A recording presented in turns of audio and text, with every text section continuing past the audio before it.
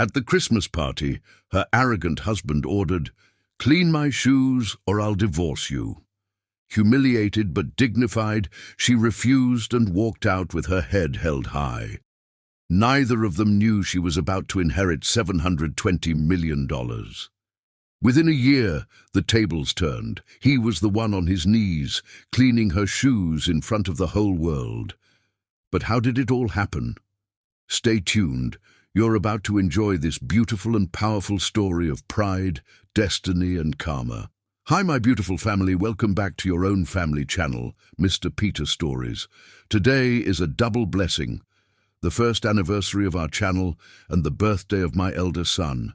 2 reasons. My heart is overflowing with gratitude and love. My family, you've been my strength through every joy and every storm. When I smiled, you smiled with me. When I felt pain, you felt it too. You are not just viewers. You are my heart, my reason, my beautiful family. Every story I write carries your love, and every prayer I say carries your name. On this special day, I lift my hands and pray. May the Almighty bless every woman with grace that never fades, beauty that never breaks, and strength that never bends. May every man walk with wisdom, protect love with honor, and lead his home with kindness. May your homes overflow with peace, your hearts shine with faith, and your paths be filled with endless blessings. May no sorrow touch you, and may happiness never forget your door. If your heart is true, like the video. If your love is real, write, "I am with Mr. Peter."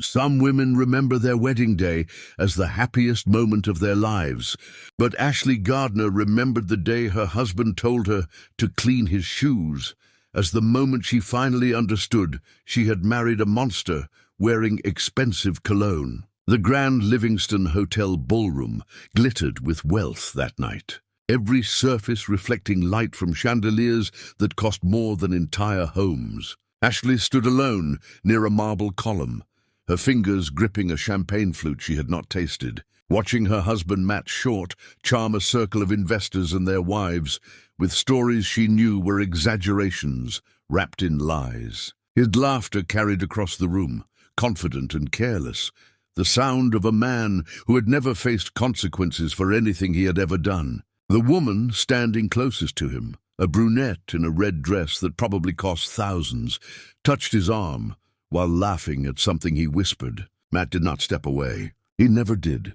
Ashley wore a dress she bought from a clearance rack downtown, the best she could afford with money earned from doing secret alterations for the household staff after midnight when everyone else slept. The fabric was meant to look like silk, but felt like plastic against her skin, and she had sewn the hem herself because taking it to a tailor would have raised questions she could not answer. Questions like why the wife of Matt Short needed to penny pinch for clothing. Questions that would reveal she received no money from her husband, no allowance, no access to the accounts that supposedly made her a wealthy woman by marriage.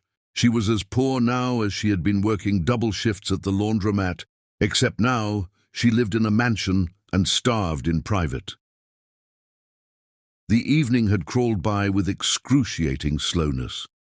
Ashley arrived with Matt, but he abandoned her at the entrance, walking away mid-sentence when an older gentleman called his name. She drifted to this corner and stayed there, watching couples dance and groups laugh and waiters circulate with trays of food she was too anxious to eat. Nobody spoke to her. The Short family had made it clear over these years that Ashley was not to be acknowledged in social settings, and New York society followed their lead. To speak with her was to insult the Shorts. To ignore her was to maintain favor with one of the city's most powerful families. The choice was obvious.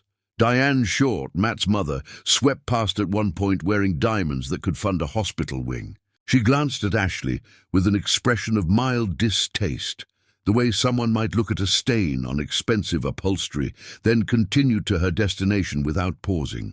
Thomas Short, Matt's father, had nodded once in Ashley's direction earlier in the evening, the only member of the family who occasionally acknowledged her existence, though never with warmth or kindness. Just acknowledgement that she occupied space in his world, The night might have ended like so many others, with Ashley riding home in silence beside a drunk husband who would stumble to his room and forget she existed until the next social obligation required a wife's presence. But then Matt spilled his drink. He was gesturing dramatically while telling some story, his whiskey tumbler tilting too far, and the amber liquid splashed across his chest and down onto those ridiculous Italian leather shoes he was so proud of. The shoes that cost more than most people earned in weeks of hard labor.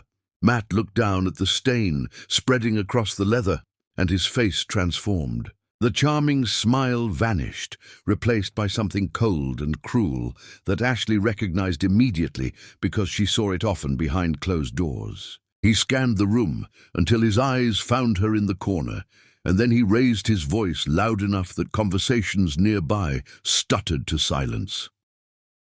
"Ashley, get over here." She felt her stomach drop. The nearby guests turned to watch, their expressions shifting from curiosity to anticipation. Someone was about to be humiliated, and the crowd sensed blood in the water. Ashley set down her champagne flute and walked across the marble floor, each step echoing in her ears like a countdown to disaster. Matt watched her approach with eyes that held no recognition of their wedding vows, no memory of promises made, no acknowledgement that she was his wife and deserved basic human dignity. When she reached him, he pointed down at his shoes without looking at her face. "Clean them, now." The words hung in the air between them, sharp and unmistakable.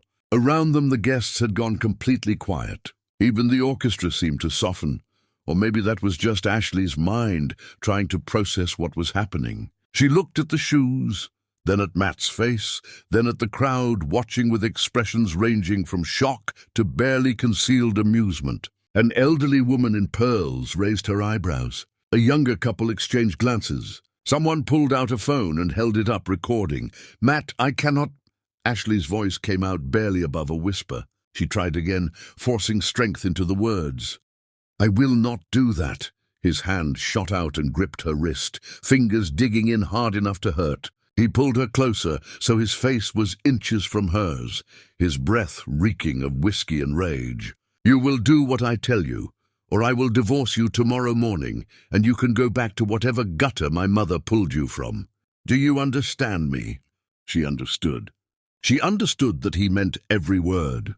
She understood that his parents would support him. She understood that she had no legal protection, no money of her own, nowhere to go if he followed through on the threat. She understood that she had spent these years building a prison around herself, one compromised moment at a time, and now the walls had closed in completely. But she also understood something else, something that crystallized in that moment with perfect clarity. She understood that she would rather face any uncertain future than spend another second pretending this marriage was anything but an elaborate form of torture. Ashley pulled her wrist free from his grip with surprising strength, the motion sudden enough that Matt stumbled slightly. She looked directly into his eyes and spoke loud enough for everyone nearby to hear. "No." Then she turned and walked away. Not quickly. Not running, just walking with her spine straight and her head high, moving through the crowd that parted to let her pass. Behind her, she heard Matt call her name once, then curse. She heard murmurs spreading through the ballroom, like ripples on water. She heard Diane Short's sharp intake of breath and someone's nervous laughter. But she did not stop walking. She crossed the entire length of that glittering ballroom, pushed through the heavy doors into the hotel lobby, and kept going until she reached the street. The December cold hit her like a slap, her thin coat doing nothing to protect against the wind cutting between buildings. She had $17 in her small purse. No credit cards because Matt never gave her any. No bank account in her own name because he said wives did not need such things. Nowhere to go because the only home she had known for these years was the Short mansion, and she would cut off her own hand before returning there tonight. The city stretched around her in all directions, millions of people living their lives behind lit windows, and she had never felt more alone. Ashley walked to the nearest bus stop and sat on the cold bench, watching taxis pass and couples stroll by holding hands. living in a world that seemed impossibly distant from her own. She thought about calling someone, but who? She had lost touch with every friend during the marriage because Matt made it clear that socializing was inappropriate for someone in her position. Her stepmother Regina had sold her to the Short family for cash and made it clear she wanted nothing more to do with her. She had no one, nothing, just the clothes on her back and $17 and the crushing weight of understanding that she had just walked away from the only security she possessed. But as she sat there shivering in the darkness, something else stirred beneath the fear and despair. Something small but fierce, an ember of defiance that Matt's cruelty had somehow failed to extinguish completely. She had said no. For the first time in her marriage, she had refused him in front of everyone and walked away with her dignity intact. It was a tiny victory that would probably cost her everything, but it was hers. They could not take it back. They could not erase it. For one perfect moment, she had been powerful instead of powerless, and the memory of that feeling burned bright enough to warm her just slightly against the cold. When the bus finally arrived, Ashley climbed aboard and paid her fare, not knowing where she would go, but knowing she could never go back. Behind her, in that glittering ballroom, her husband stood with whiskey-stained shoes and a fury that would not fade quickly. Ahead of her lay only uncertainty and struggle, but somewhere deep in her mind, a memory stirred from childhood. Her mother's voice saying something about an envelope hidden in an attic, words that had seemed meaningless at the time, but now whispered possibility into the darkness. If she could just remember, if she could just find it, if there was anything left in this world that might save her, it would have to come from her mother, the only person who had ever truly loved her. The bus pulled away from the curb, carrying Ashley into a future she could not imagine, leaving behind the shattered fragments of a life that had never been hers to begin with. Chapter 2. 3 years of invisible cruelty. They say time heals all wounds. But Ashley had learned that time could also be a weapon, each day adding another invisible scar until you forgot what your skin looked like before it was covered in marks nobody else could see. The marriage began on a Tuesday morning at City Hall with no flowers, no music, no guests beyond the 2 witnesses required by law. Matt arrived late, smelling of alcohol and cologne that could not quite mask the evidence of whatever he had been doing the night before. His parents stood near the window looking at their phones, making no pretense of joy or celebration. Regina, Ashley's stepmother, collected her envelope of cash from Diane Short and left without saying goodbye to the stepdaughter she had just sold like furniture at an estate sale. The judge pronounced them married in a monotone voice that suggested he performed this ceremony dozens of times daily and found nothing special about any of them. Matt signed the papers without looking at her.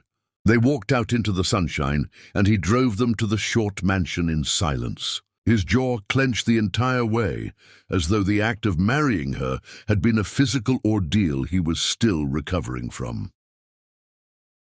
The housekeeper, a stern woman named Patricia, who had worked for the Shorts for decades, showed Ashley to her room. Not the master bedroom where wives traditionally slept. Not even a guest room on the family floor. A small space in the servants' wing with a narrow bed and a window overlooking the garbage bins. Patricia explained the household schedule without expression, making it clear through tone alone that Ashley occupied the bottom of every hierarchy that mattered. Breakfast was served at 7, but Ashley would eat in the kitchen after the family finished. Laundry was done on Tuesdays and Fridays, and Ashley could wash her own things separately. The family wing was off limits unless specifically summoned. Questions should be directed to Patricia, not to any member of the Short family directly.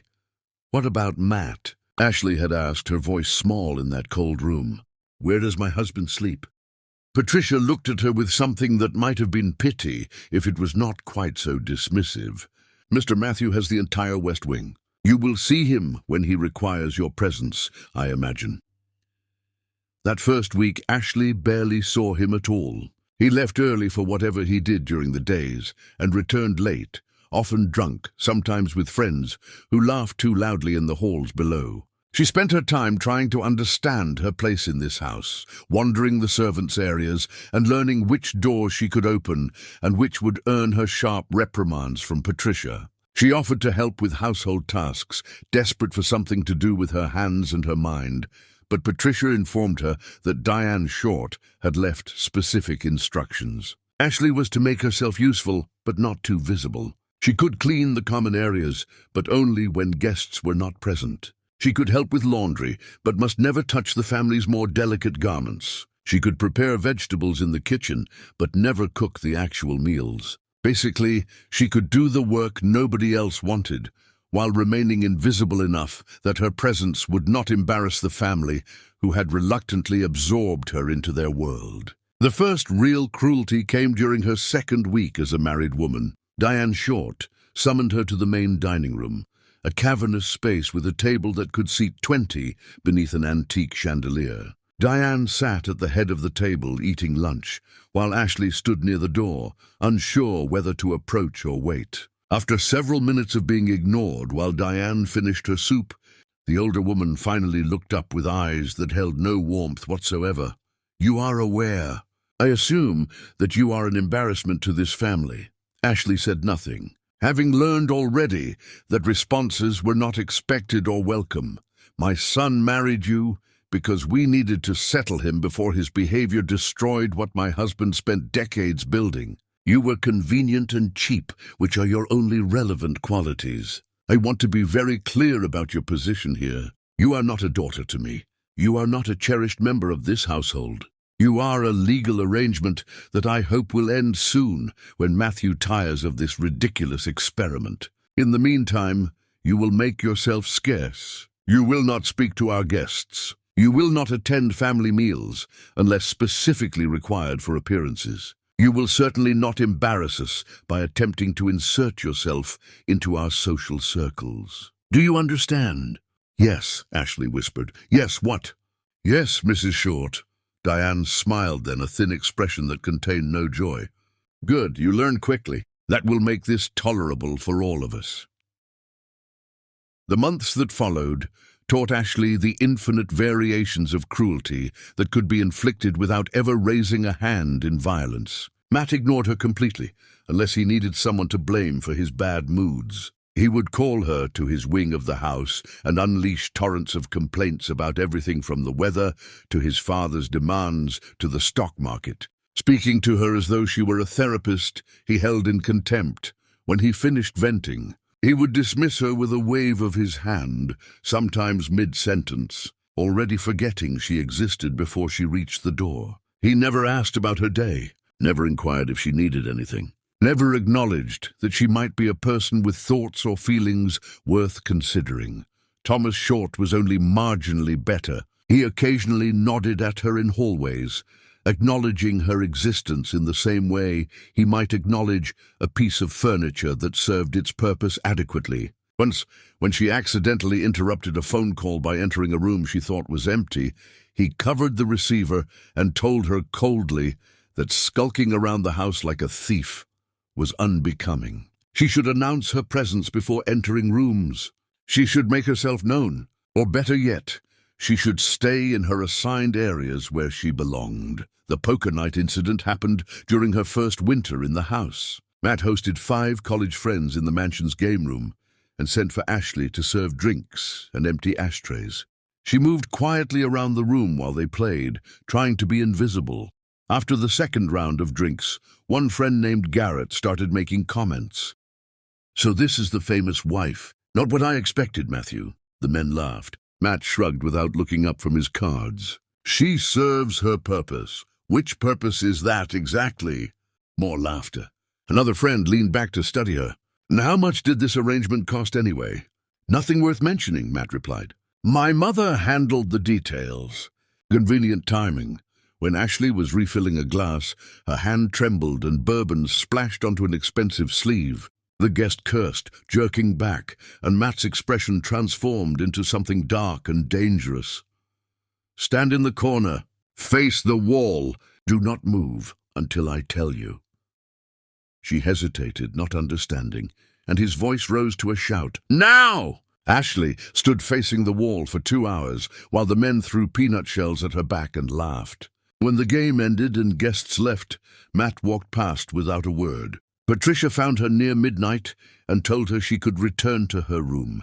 Holidays were particularly brutal because they required her presence for appearances. Thanksgiving dinner that first year involved sitting at the far end of the table while the Short family and their guests filled every other seat. She was introduced vaguely as Matthew's wife, without anyone using her name. When she tried to contribute to a conversation about charity work, mentioning that she had volunteered at a food bank before the marriage, Diane cut her off mid-sentence.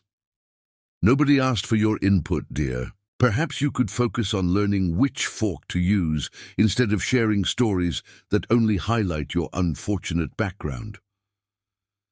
The table went silent for a moment before someone changed the subject, and Ashley spent the rest of the meal staring at her plate, pushing food around without tasting anything. Christmas was worse because it came with the expectation of gift exchanges. Ashley had been doing alterations secretly for some of the household staff, earning small amounts of cash that she hid in her room. She saved for months and bought Matt a watch she saw him admire in a shop window, a beautiful piece that cost her everything she had managed to accumulate. She wrapped it carefully and left it on his bed with a note expressing hope that they might find some happiness together in the new year. Matt opened it at breakfast the next morning while his mother watched. He examined the watch, turned it over, read the brand name on the face and laughed. Actually laughed, the sound sharp and mocking. Is this from a discount store? Diane, look at this. She bought me a watch from some cheap outlet mall. Diane glanced at it without interest. How thoughtful. I'm sure the gardener will appreciate it more than you will. That afternoon, Ashley saw their head gardener Miguel wearing the watch while trimming hedges. Matt had given it away within hours, telling the man it was too cheap for someone in the Short family to wear, but might suit someone of his station. Miguel looked uncomfortable accepting it, clearly understanding the insult embedded in the gesture, but he could not refuse a gift from his employer's son. The cruelest aspect of the marriage, though, was its absolute emptiness. In those years as husband and wife, Matt never touched her with anything resembling affection, never kissed her except once at the wedding ceremony when legally required, never held her hand or put his arm around her shoulders or did any of the small, intimate gestures that married couples share. He never came to her room, and she was never invited to his. There were no passionate nights, no tender mornings, no moments of connection that might suggest they were anything but strangers forced to occupy the same building. She was legally his wife, but functionally invisible, a ghost haunting her own marriage. She tried in those early months to bridge the distance between them. She left notes suggesting they have dinner together. She asked about his day when they passed in hallways. She offered to accompany him to events where spouses were expected. Every attempt was rebuffed either through direct rejection or simple indifference. Eventually, she stopped trying, understanding that Matt did not want a wife. He wanted a legal arrangement that satisfied his parents' demands while requiring nothing from him emotionally. She could have been a mannequin and served the same purpose. The worst part was not the cruelty itself, but the way it became normalized over time. The first insult shocked her. The 10th made her flinch. The 100th barely registered. She developed an internal numbness that protected her from the constant degradation, a psychological callus that grew thicker each day until she could barely remember what it felt like to be treated with basic human dignity. She forgot she deserved better because she was never shown evidence that better existed. She accepted her role as lesser, as unworthy, as fortunate to have shelter and food, even if the price was her complete erasure as a person. By the time the Christmas party arrived, Ashley had been married for 3 years and could not remember the woman she was before. That woman had dreams of becoming a fashion designer, of creating beautiful things that made people feel confident and valued. That woman believed in love and partnership and the possibility of building a life worth living. That woman died slowly in a servant's room, in a mansion full of people who would not acknowledge her existence. In her place was someone hollowed out and nearly broken, someone who had forgotten how to hope, because hope only made the disappointment more painful.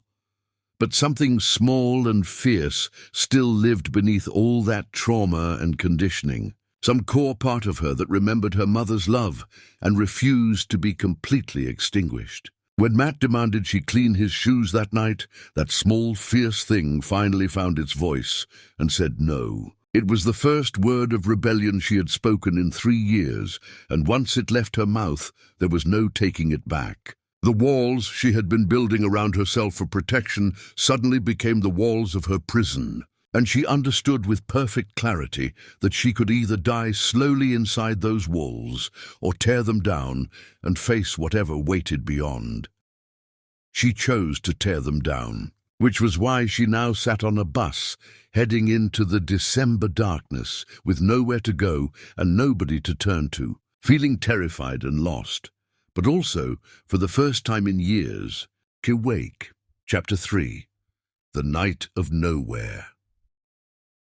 Some people believe rock bottom has a flaw, but Ashley discovered that night that you can always fall further than you thought possible. The bus carried her across the city through neighborhoods that grew progressively less familiar, past buildings that seemed to lean against each other for support, and streetlights that flickered like dying stars. She had one destination in mind because she had nowhere else to go. Regina's apartment in Queens, the place Ashley had lived before the marriage, before the transaction that sold her to the Short family. She knew Regina would not welcome her. They had barely spoken since the wedding, but desperation made people reach for unlikely lifelines, and Ashley was drowning. The bus ride took forever, each stop dragging out the inevitable, each red light giving her time to imagine different versions of the conversation ahead. Maybe Regina would feel guilty about what she had done. Maybe enough time had passed to soften her stepmother's heart. Maybe there was some scrap of family loyalty buried beneath the years of resentment and indifference. These fantasies occupied her mind while the city scrolled past the windows. But deep down, Ashley knew they were just stories she told herself to make the fear more bearable. Regina had made her feelings clear when she sold her stepdaughter for cash. Everything that happened after was just aftermath.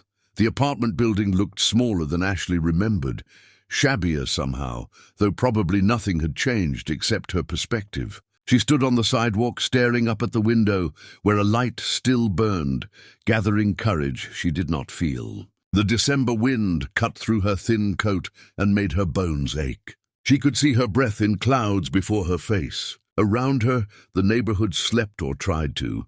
The sounds of televisions and arguments bleeding through walls, the smell of cooking and exhaust mingling in the cold air. This was the world she came from.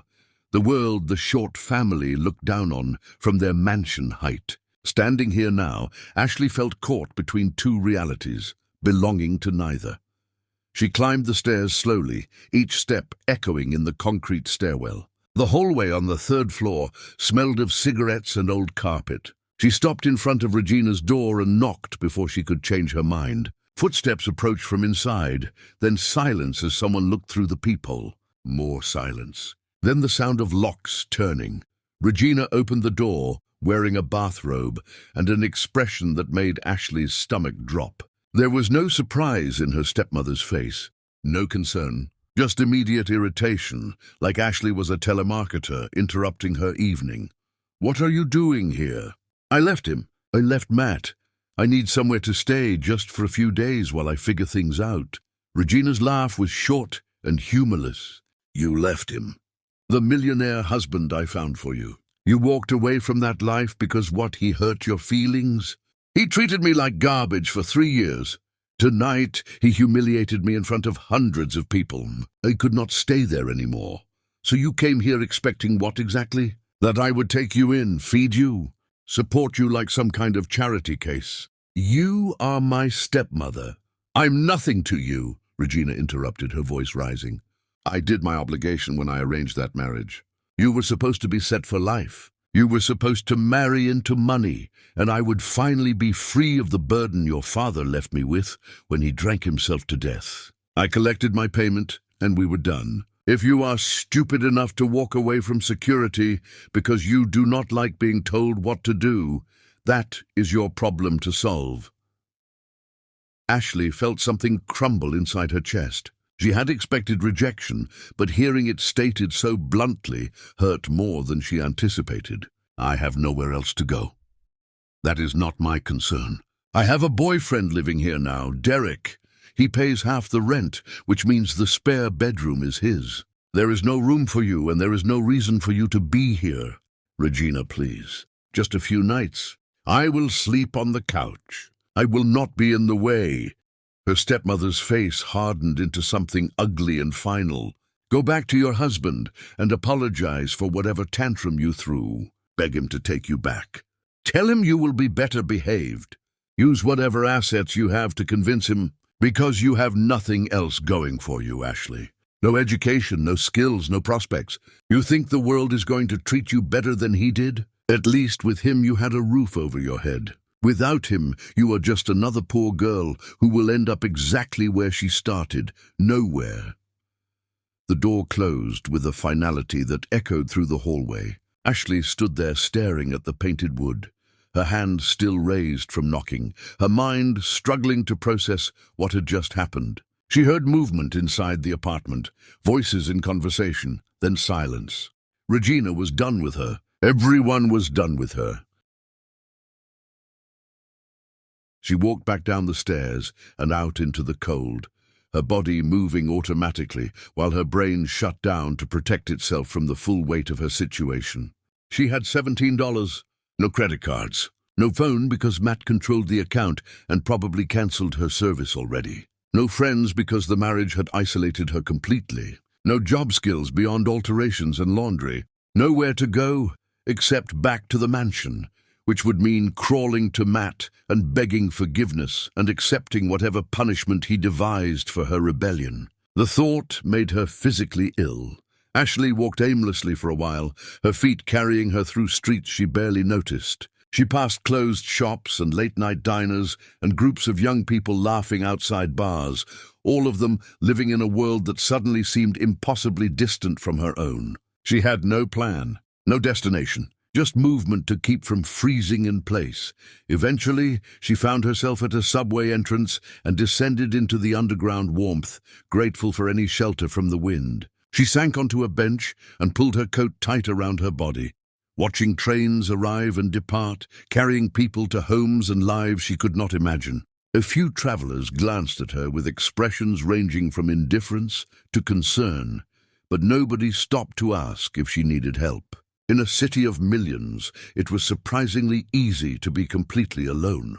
The hours dragged by with dreamlike slowness. Ashley dozed fitfully on the bench, jerking awake every time a train arrived or a stranger passed too close. Her back ached. Her feet throbbed in shoes not meant for walking. Her mind circled endlessly through the same thoughts, looking for solutions that did not exist, replaying conversations with different endings, imagining futures that all led to nowhere. Around 4 in the morning, a man in a transit worker uniform approached, carrying a metal lunchbox. He was older, maybe 60, with kind eyes and the sort of face that suggested he had seen enough of life to understand suffering when he encountered it. He stopped in front of Ashley's bench and studied her for a moment before speaking. "You all right, miss? Been sitting here since I started my shift. That is a long time to be waiting for a train." "I am fine," Ashley lied, her voice hollow. "Do not look fine to me." He opened his lunchbox and pulled out a sandwich wrapped in foil. "Here, I packed 2 because I always pack 2, but I am never hungry enough to eat both. Sandwich and some coffee if you want it." The kindness broke something in Ashley that cruelty had never managed to crack completely. Tears welled up and spilled down her cheeks before she could stop them. Months and years of suppressed pain finally finding release. The transit worker sat down beside her, not too close, just a comfortable presence, while she sobbed into her hands. He did not ask questions or offer advice. He just sat there being human, in a way nobody had been to her in so long she had forgotten what it felt like. When the crying finally subsided, Ashley accepted the sandwich with shaking hands. It was just peanut butter and jelly, but it tasted like the best meal she had ever eaten, because it came from genuine kindness with no strings attached. The coffee was lukewarm and too sweet, but she drank it gratefully, feeling warmth spread through her body. "Thank you," she whispered. "You have no idea what this means." "Been down myself sometimes," the transit worker said quietly. "Know what it is like when the world gets small and dark. But things change. Maybe not fast, maybe not easy, but they change. You just got to outlast the darkness until the light comes back around." He left shortly after, heading home to whatever life he led beyond this subway platform. And Ashley sat alone again, with her sandwich and her coffee, and the first small spark of hope she had felt in longer than she could measure. A stranger had shown her kindness. That meant kindness still existed. If kindness existed, maybe other good things existed too. Maybe survival was possible. Maybe there was a path forward she had not seen yet.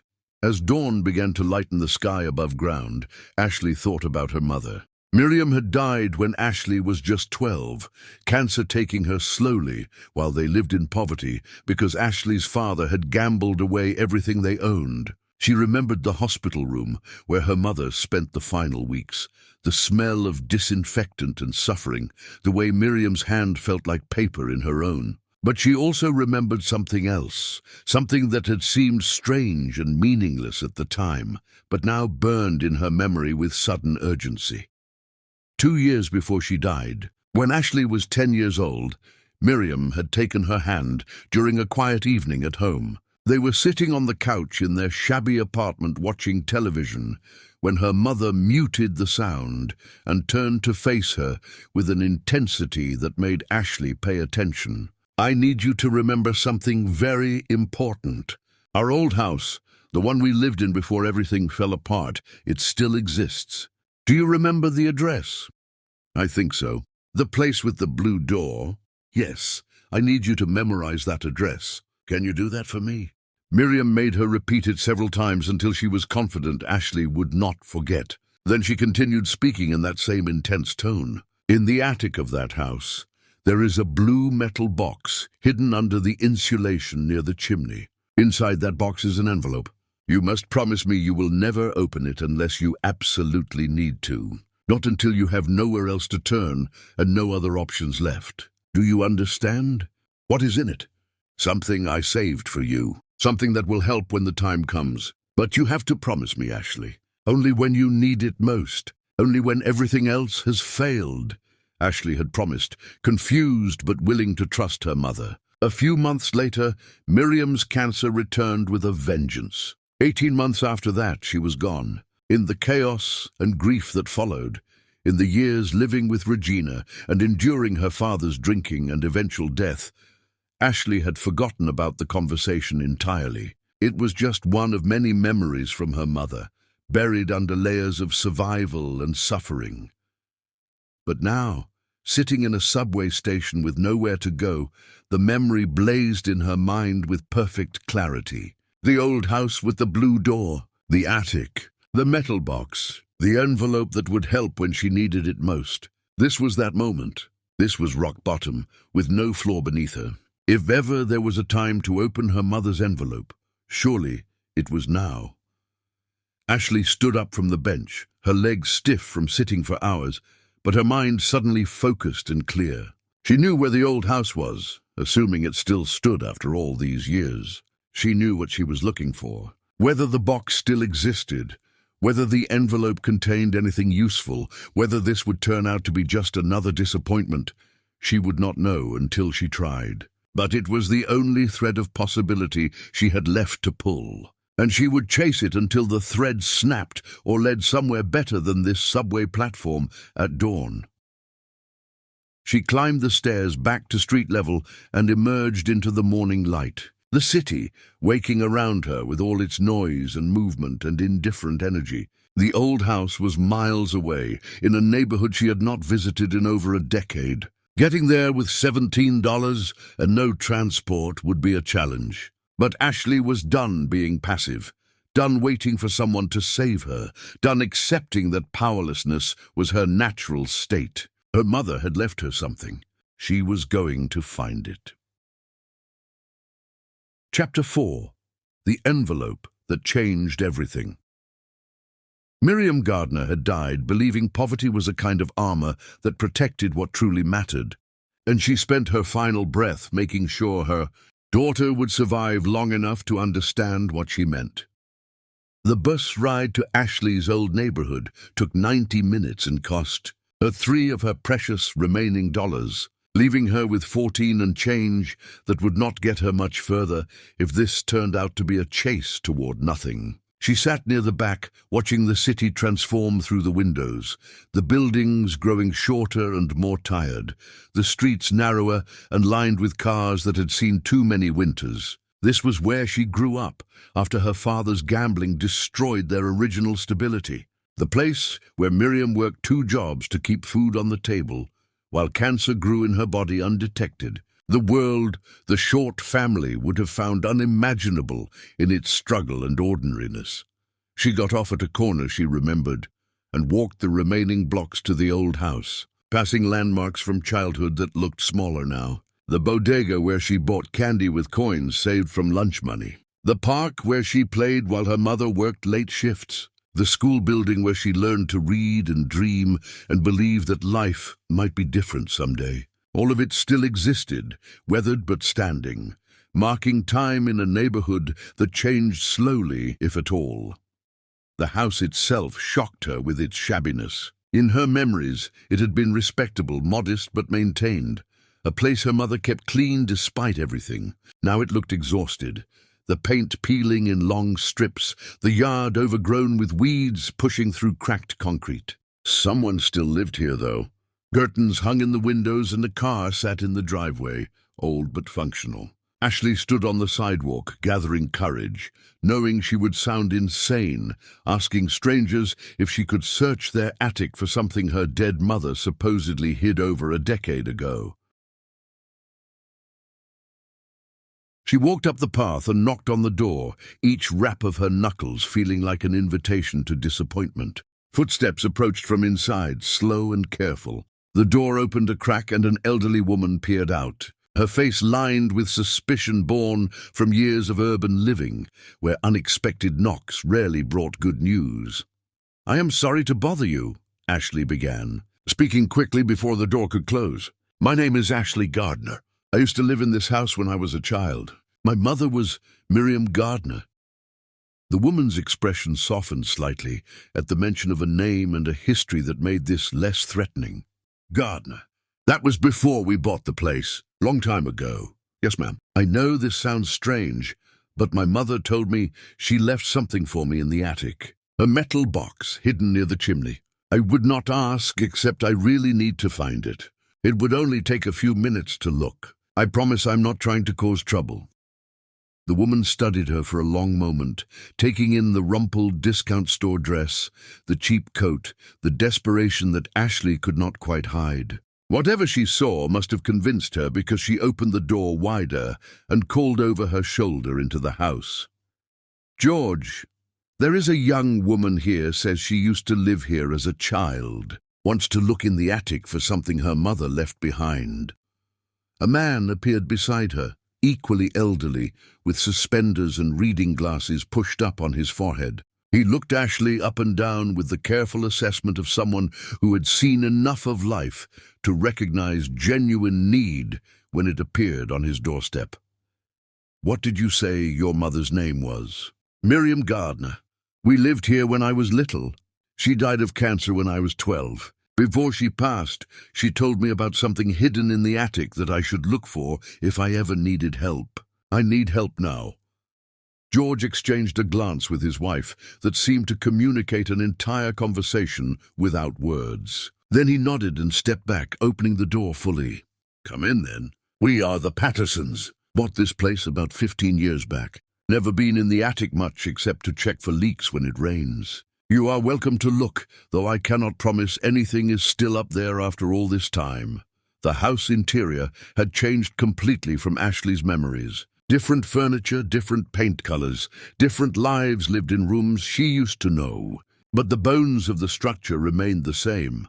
And when Mrs. Patterson led her to the hallway, where a ceiling panel accessed the attic, Ashley felt a wave of recognition that brought tears to her eyes. She had stood in this exact spot, watching her mother climb into that darkness, never understanding why.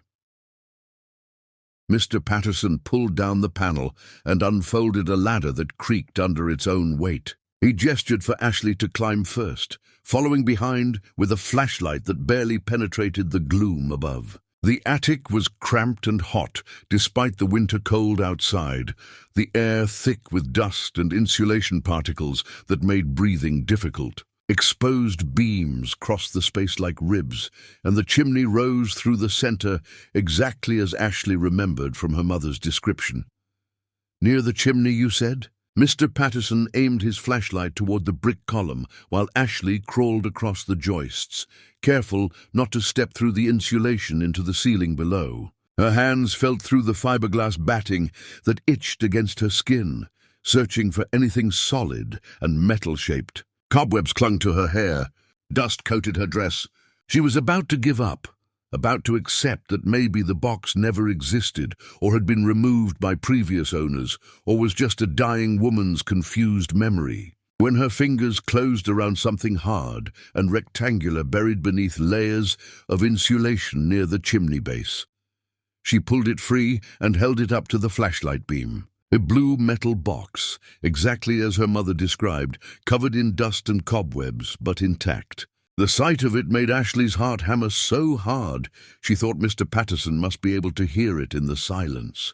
She wiped the lid with her sleeve and found the latch, her hands shaking so badly she could barely work it open. Inside lay a thick manila envelope, sealed with tape that had yellowed with age but still held firm. Ashley pulled it out and stared at her mother's handwriting on the front. "For Ashley, when you need it most. I love you forever, Mom." The words blurred as tears filled her eyes. She clutched the envelope against her chest and sat there in the dusty attic crying silently, while Mr. Patterson politely looked away, giving her privacy for grief that had waited over a decade to be fully felt.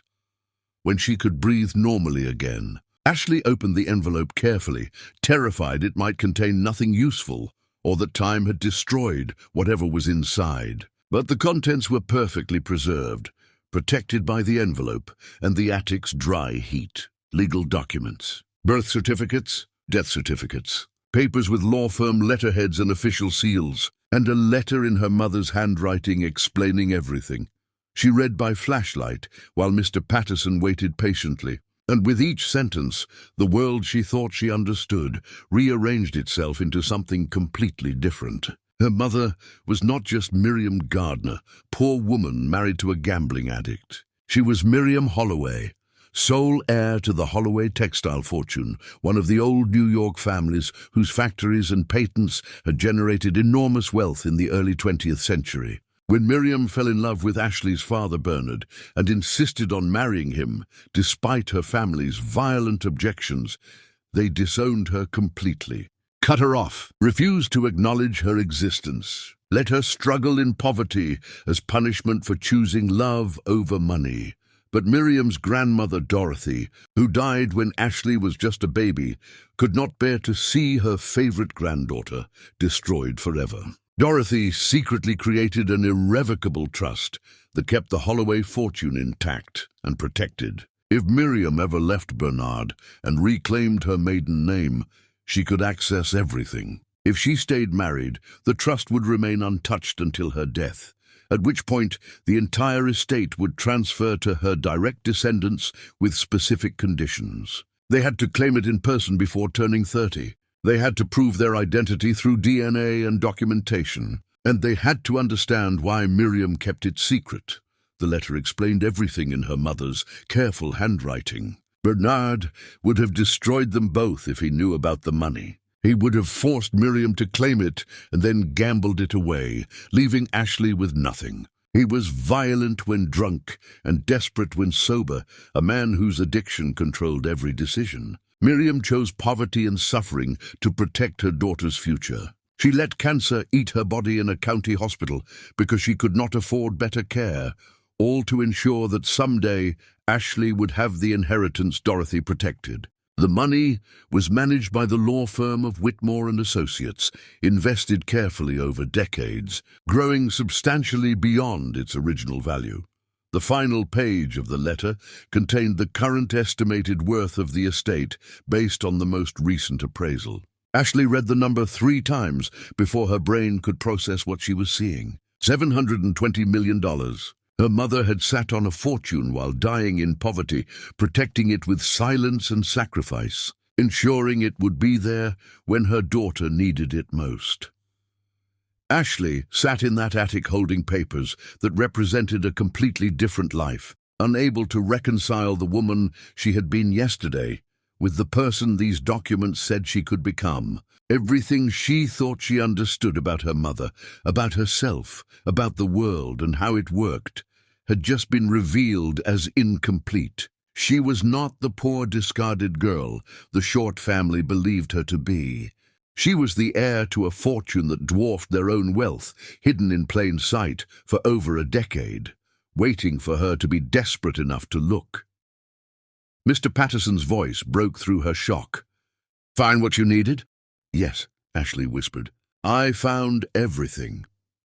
They climbed back down from the attic, and Mrs. Patterson offered her water and a bathroom to wash the dust from her hands and face.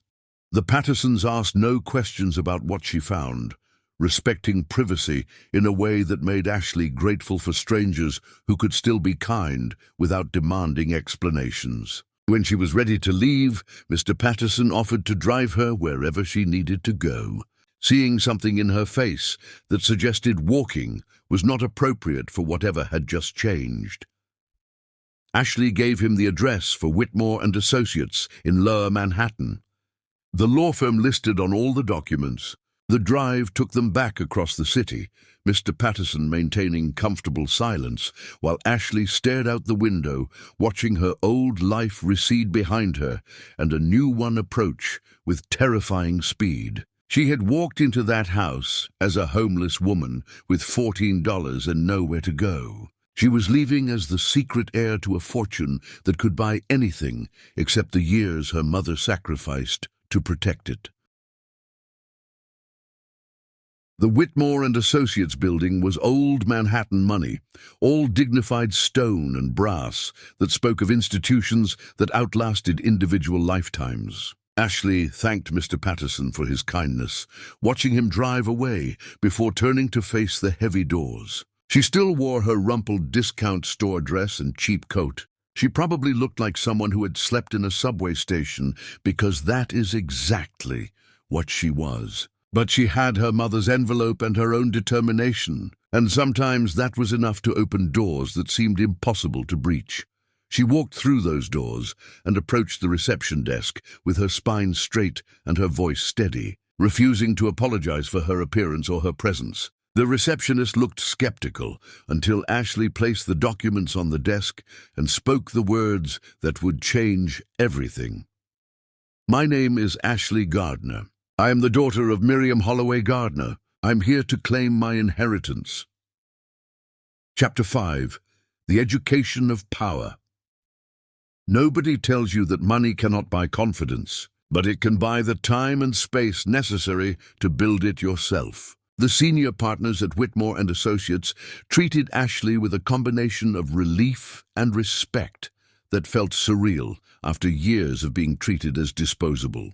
Howard Whitmore himself, a dignified man in his 70s with silver hair and eyes that had seen too many family fortunes lost to stupidity or greed, explained that they had been searching for her for over 2 years. Hired investigators tracked her to the laundromat where she worked before the marriage, but by the time they arrived to make contact, she had already vanished into the Short family mansion. The mansion's security measures and the Short family's obsessive privacy made reaching her directly impossible. Letters sent to the mansion address were intercepted by household staff under orders from Diane Short to screen all mail for threats or unwanted solicitations. Ashley's letters apparently qualified as unwanted.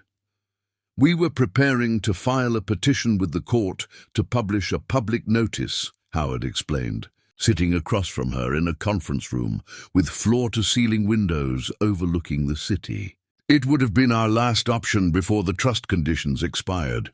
Your mother's grandmother Dorothy was very specific. You had to claim the inheritance before turning 30, or it would revert to a charitable foundation. You have time, but not an abundance of it." Ashley sat in a leather chair that probably cost more than she earned in months at the laundromat, trying to process the magnitude of what was happening. A DNA test would verify her identity through comparison with biological samples from Dorothy Holloway, held in trust specifically for this purpose. The process would take several days. In the meantime, the firm arranged for her to stay in a hotel suite they maintained for clients, gave her a modest advance against her inheritance for immediate expenses, and began explaining the full scope of what she was about to possess. The portfolio made her dizzy. A 14-story commercial building in Midtown Manhattan, generating millions annually in rental income. 3 residential properties in Brooklyn that had appreciated enormously as the neighborhoods transformed.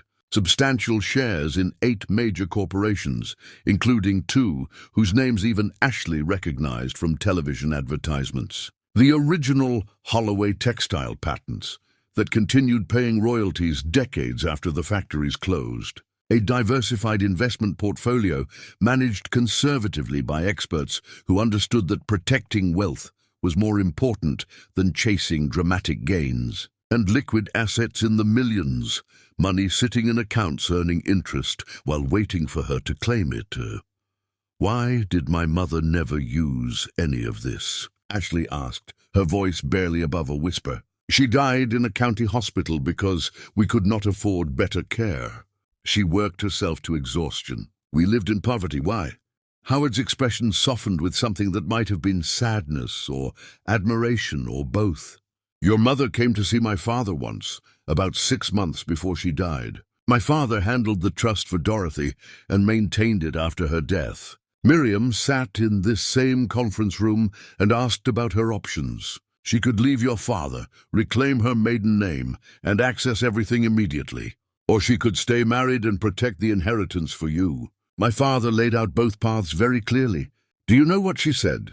Ashley shook her head, unable to speak past the tightness in her throat. "She said that Bernard Gardner was a broken man who would destroy anything valuable he touched. If she claimed the inheritance, he would find ways to access it, manipulate her, steal from her, gamble it away until nothing remained. But if she died without ever claiming it, you would inherit everything on your own terms. She said she was dying anyway, the cancer had spread too far, and she wanted her death to mean something. She wanted you to have a chance at a life she could not give you while she was alive." The tears came then, hot and unstoppable. Grief and gratitude tangled together until Ashley could not separate one from the other. Her mother had died protecting her, had chosen suffering over security because the security would have been temporary, and the suffering bought time for the inheritance to remain intact. It was a sacrifice that seemed both impossibly noble and utterly heartbreaking, the kind of love that hurt to receive because it came at such tremendous cost. Howard gave her time to cry and then explained what happened next. The DNA verification would take 3 days. Once her identity was legally confirmed, everything would transfer into her name completely. No restrictions, no limitations, no oversight except what she chose to impose on herself. The wealth would be hers to use, invest, or destroy, however she saw fit. Howard strongly recommended she take time to educate herself before making major decisions. Wealth without understanding was a recipe for disaster, as many lottery winners and sudden inheritors discovered too late. "I can recommend tutors and advisors," Howard said carefully. "People who can teach you what you need to know without trying to control your decisions or manipulate you into investments that benefit them more than you." You are about to become an extraordinarily wealthy woman, and that will attract people who want to separate you from your money. You need to be able to recognize them and protect yourself." Ashley wiped her face with tissues. Howard provided and forced herself to focus, despite the emotional overload threatening to shut down her ability to think clearly. "I want to learn everything. Business management, real estate, investments, all of it. And I want to start a fashion brand. That was my dream before everything fell apart. I want to create clothes that make women feel valuable and confident, the way I never felt in my marriage. Can you help me find people who can teach me both sides? The business part and the creative part?" Howard smiled, the first genuine warmth she had seen from him. "I can absolutely help with that. You have good instincts, Ashley. Your mother would be proud of how you are approaching this." The next 3 days passed in a blur of hotel rooms and paperwork and phone calls. The DNA results came back confirming what they all already knew. The inheritance transferred into her name, with all the legal documentation necessary to make it absolutely binding and incontestable. Ashley became a wealthy woman overnight, though she did not feel wealthy. She felt terrified and overwhelmed and desperately afraid of making mistakes that would squander what her mother protected.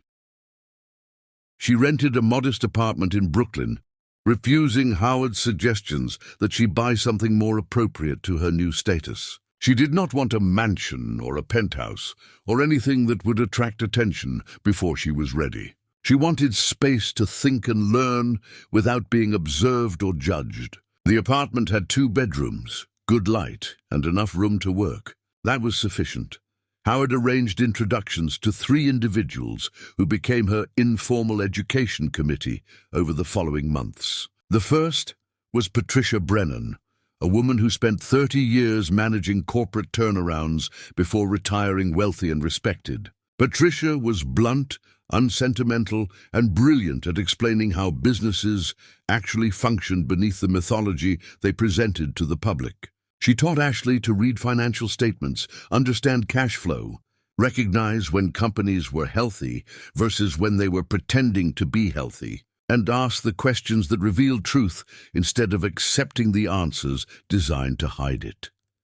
The second was James Rothstein, a real estate developer who built his fortune buying undervalued properties in emerging neighborhoods and holding them through multiple economic cycles. James taught her how to evaluate locations, understand zoning laws, calculate renovation costs, negotiate with contractors, and most importantly, recognize when a property was worth the investment versus when it was just a beautiful trap that would drain money forever. The third was Louise Hart, a fashion industry veteran who ran a successful design house for decades before selling it and becoming a consultant for emerging brands. Louise understood both the creative vision necessary for great design and the brutal commercial reality of trying to sell clothes in a competitive market. She taught Ashley about fabric sourcing, manufacturing processes, pricing strategies, distribution channels, and the 1,000 small details that separated brands that survived from brands that burned brightly and vanished. Ashley absorbed everything like someone who had been starving and finally found nourishment. She studied for 10 to 12 hours daily, reading books Patricia and James recommended, practicing sketches and patterns with Louise's guidance, attending industry events where she observed without drawing attention to herself. She was building foundations that would support everything that came after, and she approached the task with obsessive focus because failure was not acceptable. Her mother had died protecting this inheritance. Wasting it would dishonor that sacrifice. During these months of education, Ashley never contacted the Short family or attempted to see Matt. She knew through public records that he had not filed for divorce, apparently deciding that ignoring her absence was easier than dealing with the paperwork and potential scandal. The Shorts told people she was traveling or visiting family when anyone asked, maintaining the fiction that their marriage was intact, even if she was physically absent. Ashley let them believe whatever they wanted. She was busy becoming someone they would not recognize. and their ignorance was useful. She also began sketching designs that had lived in her mind for years, refining them with Louise's guidance into something commercially viable while maintaining the creative vision that made them special. Her concept was clear. She wanted to create sophisticated, beautifully constructed clothing for women who appreciated quality but did not have unlimited budgets. Not cheap clothes, but not inaccessible either. Pieces that would last, that were made with care, that respected the women who wore them by prioritizing their comfort and confidence over trends that would be irrelevant next season.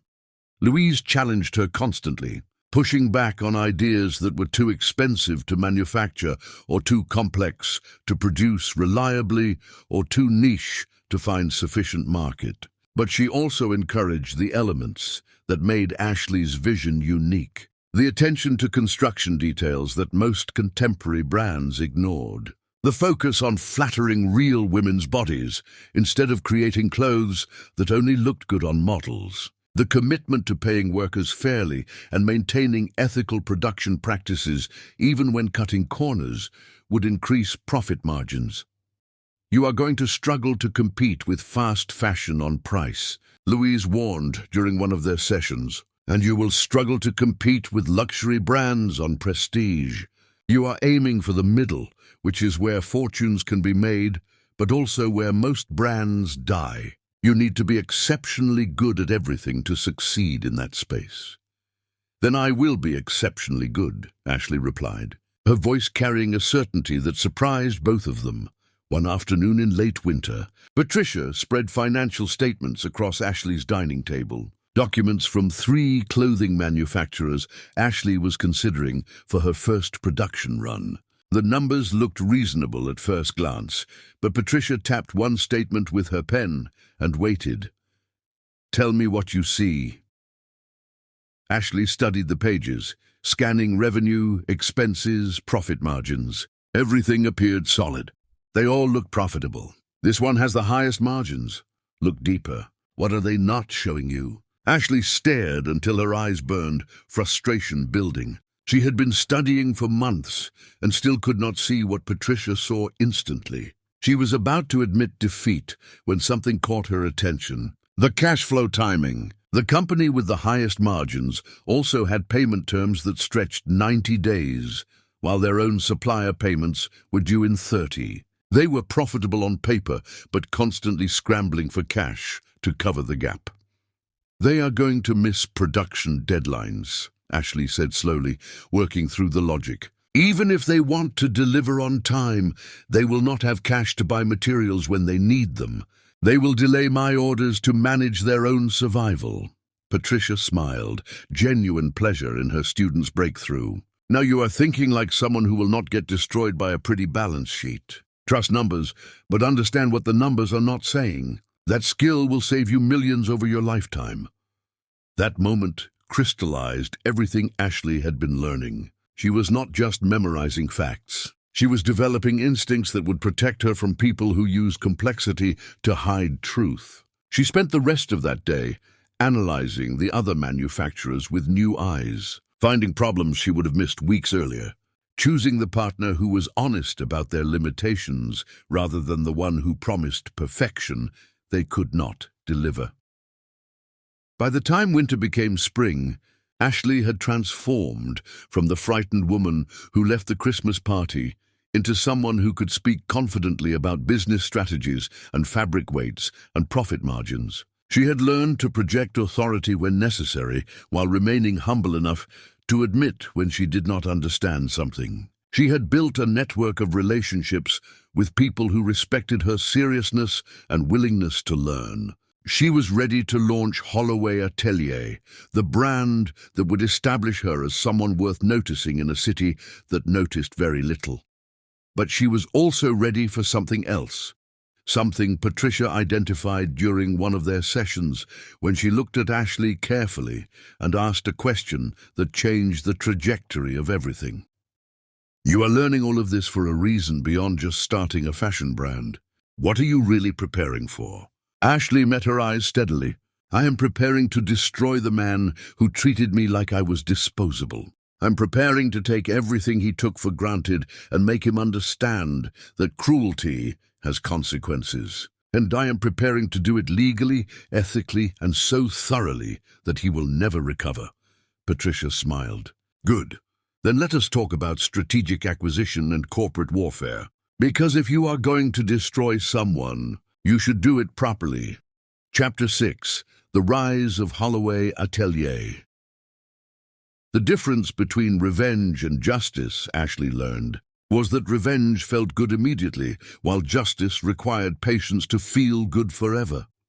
She spent 8 months building Holloway Atelier from concept to reality, pouring $2 million of her inheritance into the launch while keeping the vast majority of her wealth in reserve. The money went toward leasing a showroom in Soho with soaring ceilings, a natural light that made fabrics look honest instead of flattering, hiring 6 seamstresses whose combined experience exceeded a century, and sourcing materials that met her standards for quality without destroying her margin for error. Everything was calculated, measured, planned, with the kind of attention to detail that separated successful launches from expensive failures. The seamstresses she hired were all women pushed out of other design houses when younger workers became fashionable and experience became irrelevant. They were in their 50s and 60s, women whose hands knew fabric in ways that could not be taught, whose eyes could see construction flaws invisible to everyone else, whose patience for perfection had been honed over decades of making clothes for people who could afford to demand excellence. Ashley paid them significantly more than industry standard and treated them like the skilled craftspeople they were, instead of interchangeable labor. In return, they produced work that justified every dollar she invested.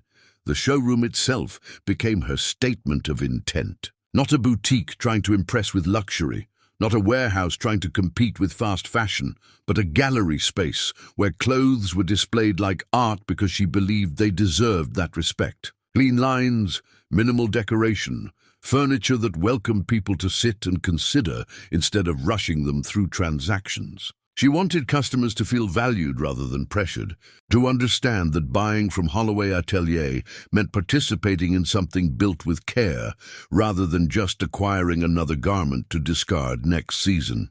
The first collection consisted of 24 pieces, each one designed to work with the others, while standing alone. Dresses that flattered without demanding impossible bodies. Jackets that combined structure with comfort. Trousers that acknowledged women needed pockets and mobility, not just silhouettes. Everything was crafted to last, with seams that would not split after 3 washes, and fabrics that improved with age rather than disintegrating. The price points were high but not astronomical, positioned precisely where quality-conscious women could justify the expense by calculating cost per wear over years instead of months. Louise helped her organize a launch event that invited fashion journalists, boutique buyers, and women whose taste influenced others without requiring celebrity status. No grand spectacle, no models walking runways, just beautiful clothes displayed thoughtfully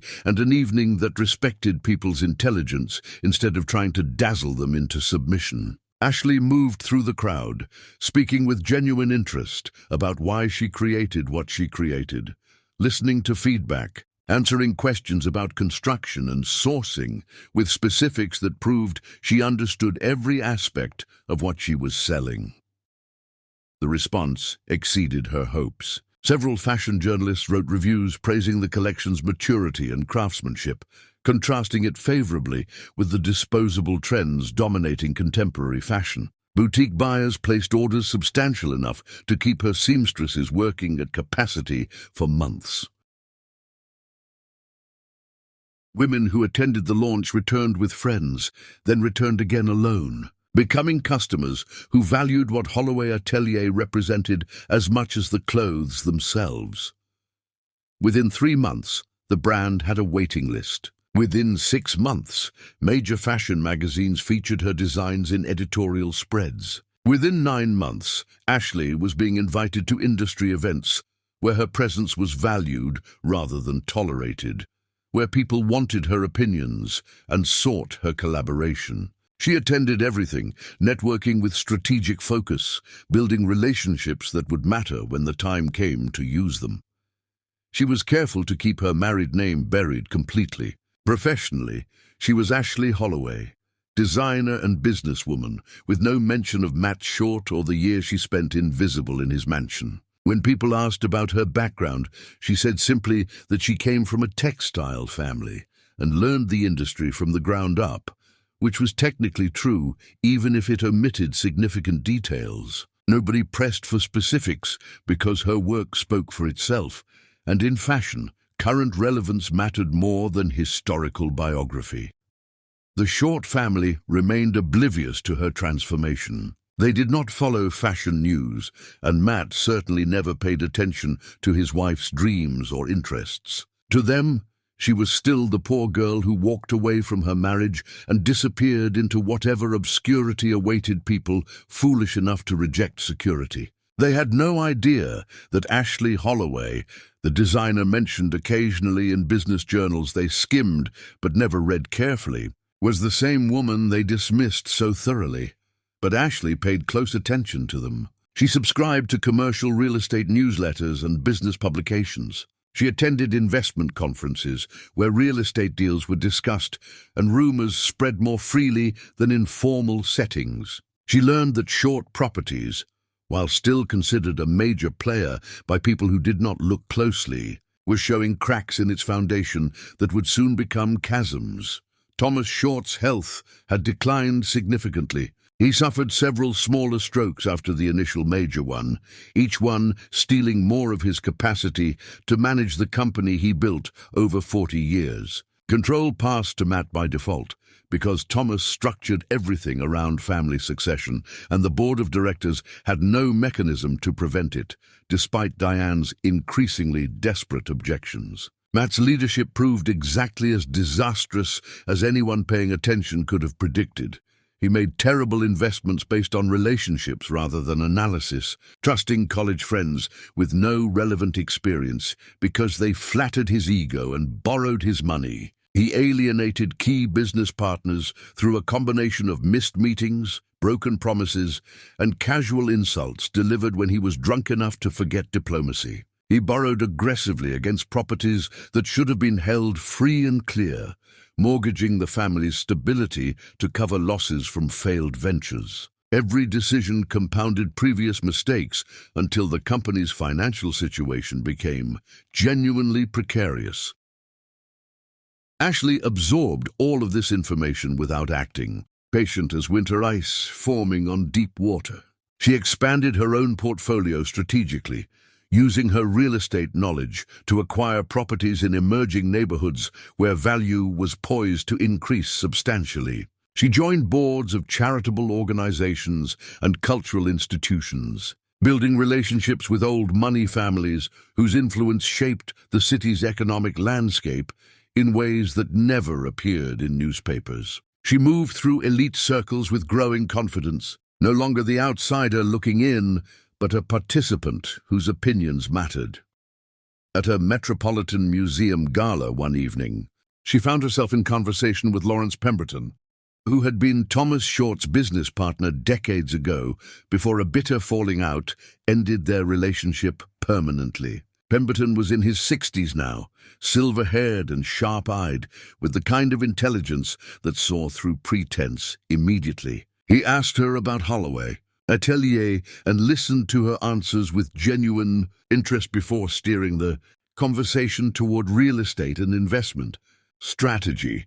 They discovered a natural alignment in how they approached business. Both valued careful analysis over impulsive decisions. Both believed in building sustainable operations rather than chasing quarterly gains. Both understood that reputation mattered more than short-term profits because reputation determined who would work with you when opportunities arose. By the end of the evening, Pemberton suggested they stay in contact, and Ashley agreed immediately, recognizing that an alliance with someone of his experience and connections would prove invaluable.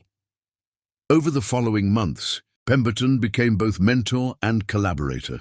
He taught her the subtler aspects of corporate maneuvering, the tactics that operated within legal boundaries but could devastate unprepared opponents, how to use leverage points in complex deals, how to structure acquisitions that protected you from liability while maximizing control, how to recognize when someone was vulnerable and how to exploit that vulnerability without crossing ethical lines that would damage your own standing. He also shared something equally valuable: his complete lack of sympathy for the Short family and his willingness to help ensure their downfall.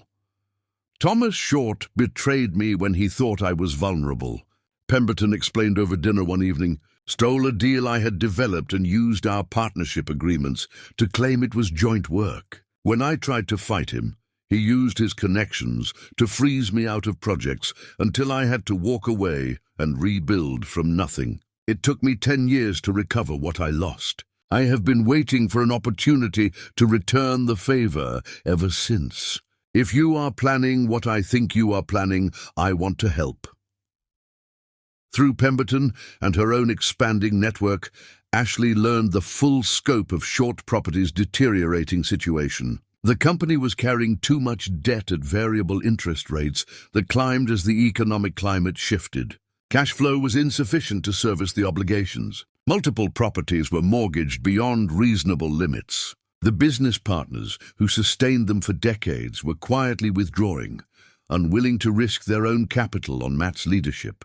Banks were getting nervous about exposure to Short Properties' declining creditworthiness. Most damaging was Matt's reputation. The Christmas party incident had been recorded on multiple phones and shared through social circles. Investors who witnessed his public humiliation of Ashley or heard about it second-hand found it distasteful enough to reconsider doing business with him. Others had their own experiences of his arrogance and unreliability. His father's sterling reputation had protected the company for years, but Thomas was too diminished to shield them anymore, and Matt's personal failings were finally having commercial consequences. Ashley recognized that Short Properties was approaching a crisis point where intervention could either save them or finish them completely. She began positioning herself to be the only intervention available, which meant systematically closing every other door Matt might use to escape his problems. She contacted potential investors he approached and offered them better opportunities through her own ventures. She used her growing influence to have Short Properties quietly excluded from deals where her connections mattered. She built walls around him without ever confronting him directly, patient and methodical, letting him feel the pressure without understanding its source. During this period, her phone rang late one evening with a number she did not recognize. She almost let it go to voicemail, but something made her answer. Diane Short's voice came through the speaker, carefully controlled but laced with a desperation that would have been unthinkable during Ashley's marriage. "Ashley, this is Diane Short. I hope you are doing well. I wondered if we might speak about Matthew and your marriage. Perhaps there is some way to resolve the situation that would benefit everyone involved." The audacity was breathtaking. The woman who treated her like a servant was now calling to ask for help. Ashley let the silence extend until it became uncomfortable before responding in a voice that revealed nothing. "Mrs. Short, I appreciate your reaching out. I wish your family well in their endeavors. I hope you find the solutions you are looking for. Take care." She ended the call before Diane could respond, blocking the number immediately. There would be no reconciliation, no negotiation, no mercy. The time for those possibilities had passed on a Christmas night in a ballroom full of witnesses when Matt told her to clean his shoes. Everything that happened from this moment forward was consequence, and Ashley had learned patience enough to let consequences unfold at their proper pace. Chapter 7. The Systematic Destruction. Power, Ashley discovered, was not about control, but about understanding which threads to pull, so the entire tapestry unraveled exactly as you intended. Her fashion brand continued expanding, while she quietly built a parallel empire in real estate and strategic investment. The two pursuits complemented each other perfectly. Holloway Atelier gave her visibility and credibility in social circles that valued creativity and entrepreneurship. Her investment activities gave her access to the financial networks where actual power concentrated. She moved between both worlds fluidly, someone who could discuss fabric weights with designers at lunch and commercial property valuations with investors at dinner. Respected in both spheres because she proved competent in ways that transcended simple wealth.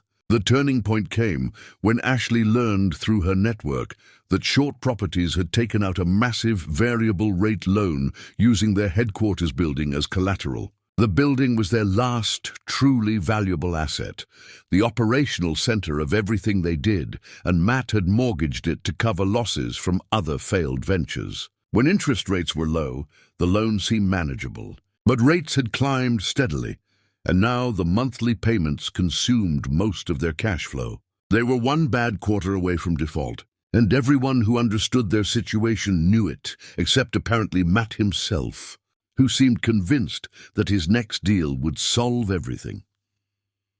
Ashley began meeting regularly with Pemberton to plan their strategy. They needed Short Properties to fail completely, not just struggle temporarily. That meant preventing any rescue that might let them reorganize and survive. It meant systematically eliminating every option Matt had to raise capital or restructure debt. It meant building pressure from every direction until collapse became inevitable. The key, Pemberton explained during one of their planning sessions, is to make everyone believe they are avoiding risk by refusing to help him, rather than that they are being manipulated into refusing. If people think we are actively sabotaging him, some will help out of sympathy or principle. But if they independently conclude he is a bad investment, they will walk away without hesitation. So Ashley did not tell people to avoid Matt. She simply shared information that let them reach their own conclusions. When potential investors approached her for opinions about Short Properties, she provided factual assessments of their debt load, cash flow problems, and management issues without editorializing. The facts spoke for themselves. When banks considered extending additional credit, Ashley's contacts at other financial institutions quietly shared their concerns about Short Properties' viability. Concerns based on legitimate analysis rather than personal vendetta. She was particularly effective with women investors who had their own stories of being dismissed or underestimated by men like Matt. She did not need to explicitly mention what he did to her. The story had circulated widely enough that most people in her circles knew generally what happened, even if they lacked specific details. When these women asked her perspective on Short Properties, her careful neutrality communicated more than active criticism would have. They understood she had reasons to be biased, and yet she was providing objective analysis anyway, which made the analysis more credible rather than less.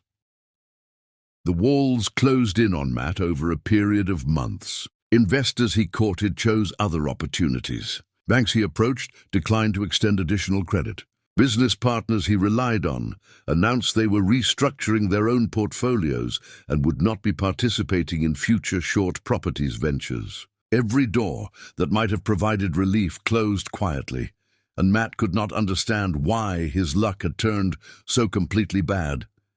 His behavior deteriorated in proportion to his stress. He drank more heavily, made worse decisions, lashed out at the few people still willing to work with him. The social obligations he used to enjoy became ordeals, where he showed up late and drunk, offending people whose goodwill he needed. His parents watched helplessly as he destroyed what Thomas spent decades building. Unable to intervene because the corporate structure Thomas created specifically to keep control within the family now prevented them from removing Matt, even as he drove them toward ruin.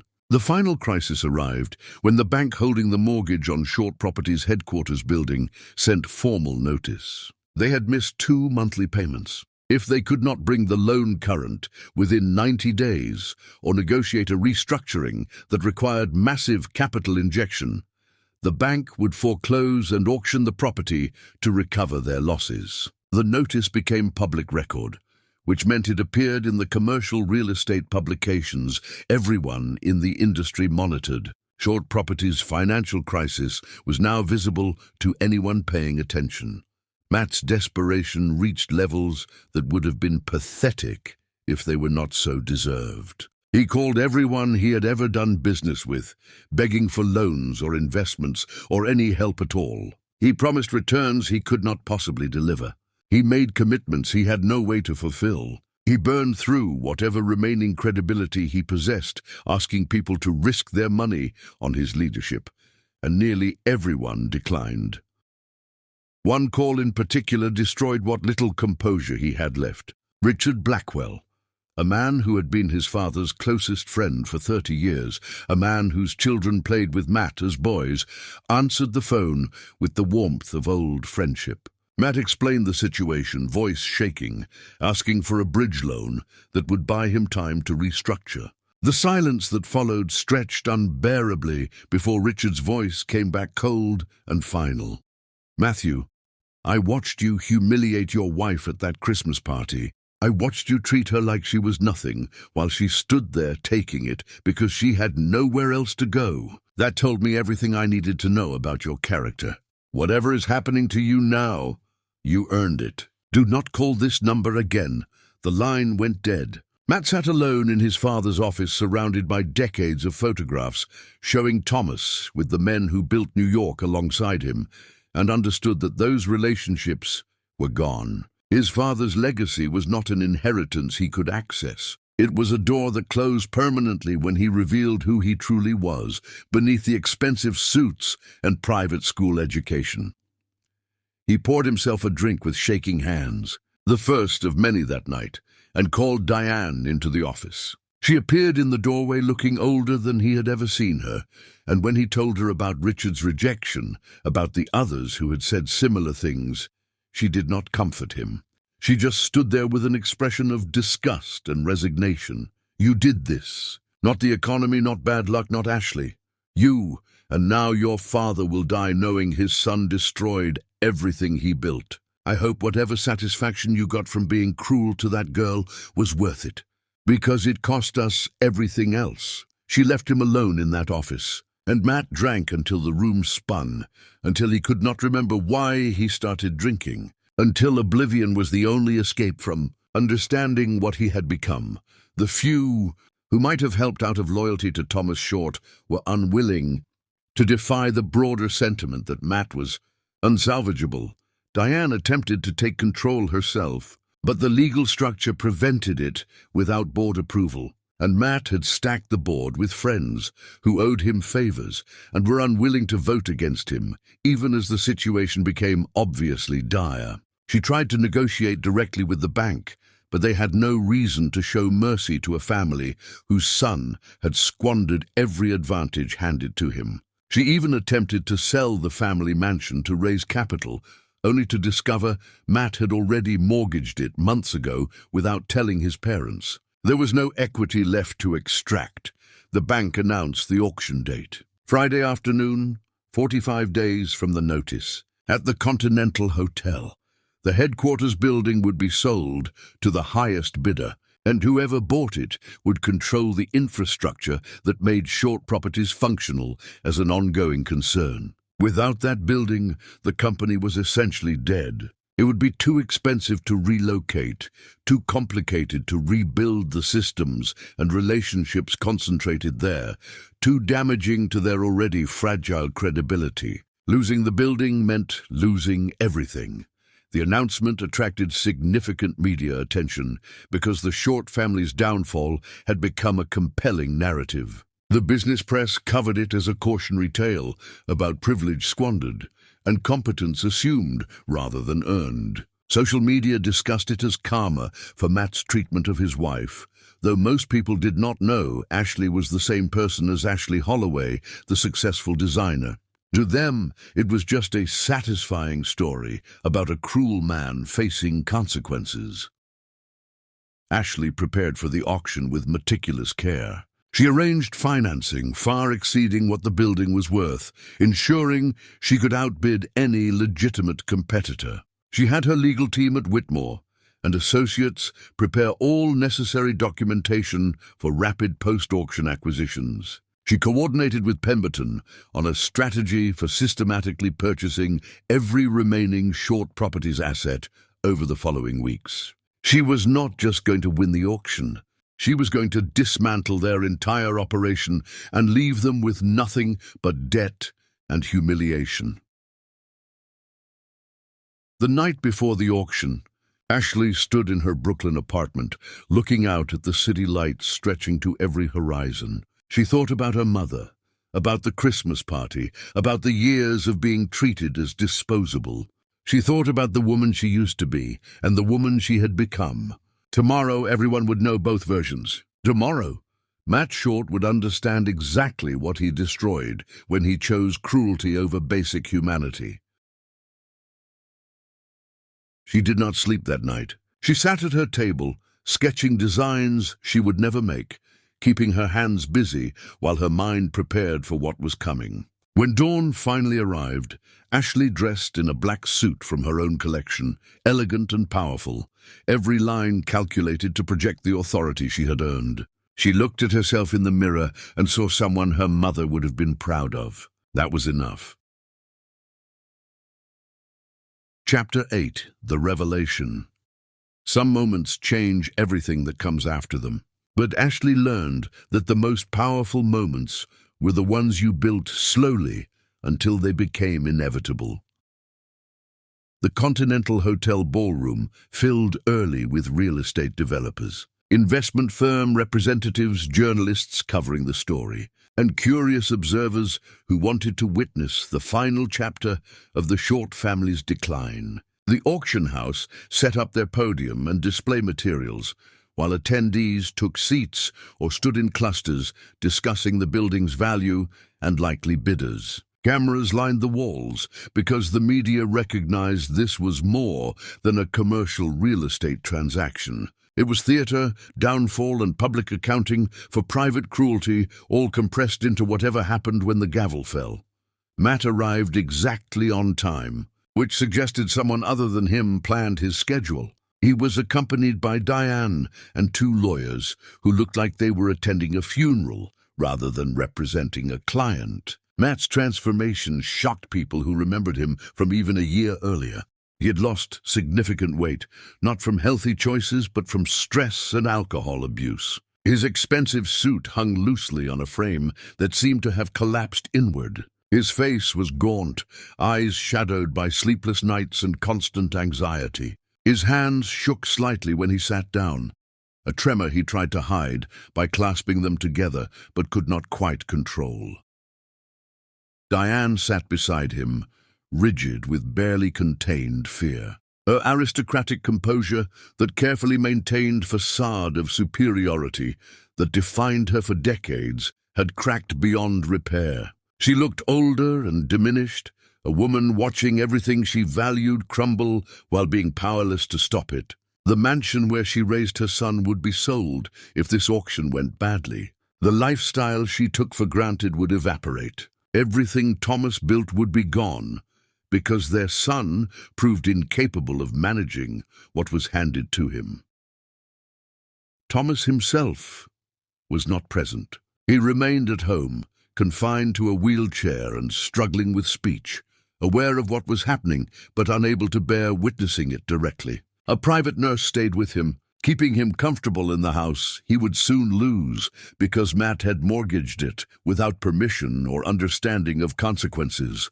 The auctioneer began with explanations of terms and conditions, speaking in the measured professional tone of someone who conducted these proceedings regularly and found nothing special about any individual transaction. The building was being sold as is, with all existing leases and obligations attached. The opening bid was set at $120 million, based on outstanding loan balance and estimated distressed sale value. Multiple parties had registered to bid, indicating strong interest despite the circumstances.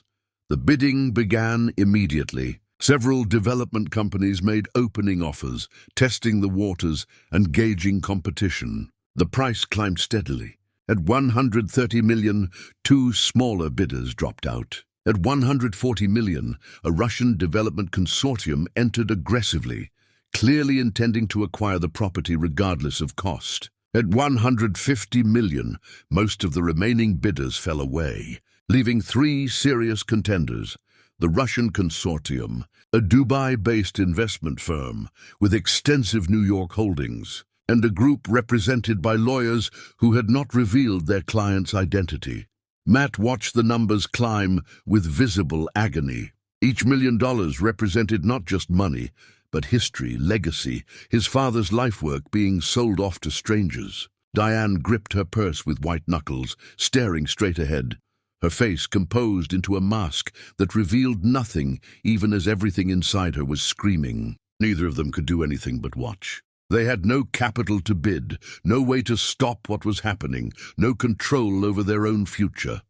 At 160 million, the Russian consortium hesitated before bowing out. They had reached their predetermined limit and saw no reason to continue bidding against determined competitors. The price continued climbing between the Dubai firm and the anonymous participant. At 170 million, reporters leaned forward with renewed interest. At 175 million, the Dubai representatives huddled in whispered consultation. The auctioneer called for additional bids once, twice. The tension in the room became physical, people barely breathing while waiting to see if the Dubai firm would continue. Just before the final call, a woman's voice from the back of the ballroom cut through the silence with perfect clarity. $200 million. Every head turned in unison. Ashley walked down the center aisle, moving with unhurried confidence, the crowd parting naturally to let her pass. She wore her black suit like armor, her hair swept back elegantly, her bearing radiating the kind of authority that came from knowing exactly who you were and what you were worth. She looked directly at Matt as she approached the front, her eyes never leaving his face. For several seconds he did not recognize her. The elegant woman moving toward him bore no resemblance to the frightened person he dismissed from his life 2 years ago. Then understanding dawned across his face in stages, confusion giving way to disbelief, giving way to horror as he realized who he was looking at. His mouth opened but no sound emerged. Beside him, Diane turned to see what had frozen her son and went equally still when she recognized Ashley. The auctioneer, unaware of the personal drama unfolding before him, confirmed the bid in his professional tone. $200 million from Ms. Holloway. Do I hear 210 million? The Dubai firm consulted briefly, evaluating whether to continue against someone willing to substantially overpay for personal reasons rather than commercial logic. After 30 seconds of discussion, their lead representative shook his head. At $200 million, they were out. The price exceeded reasonable value by too much to justify continuing. The auctioneer called once, twice, 3 times. The gavel fell. The headquarters building of Short Properties now belonged to Ashley Holloway.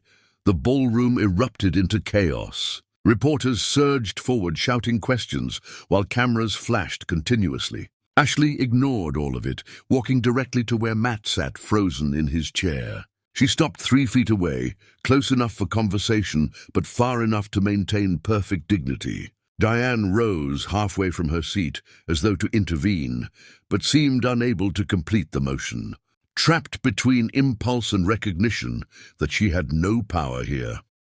Ashley spoke clearly enough that everyone nearby could hear despite the noise, her voice carrying no anger or triumph, just absolute certainty. This is only the beginning, Matt.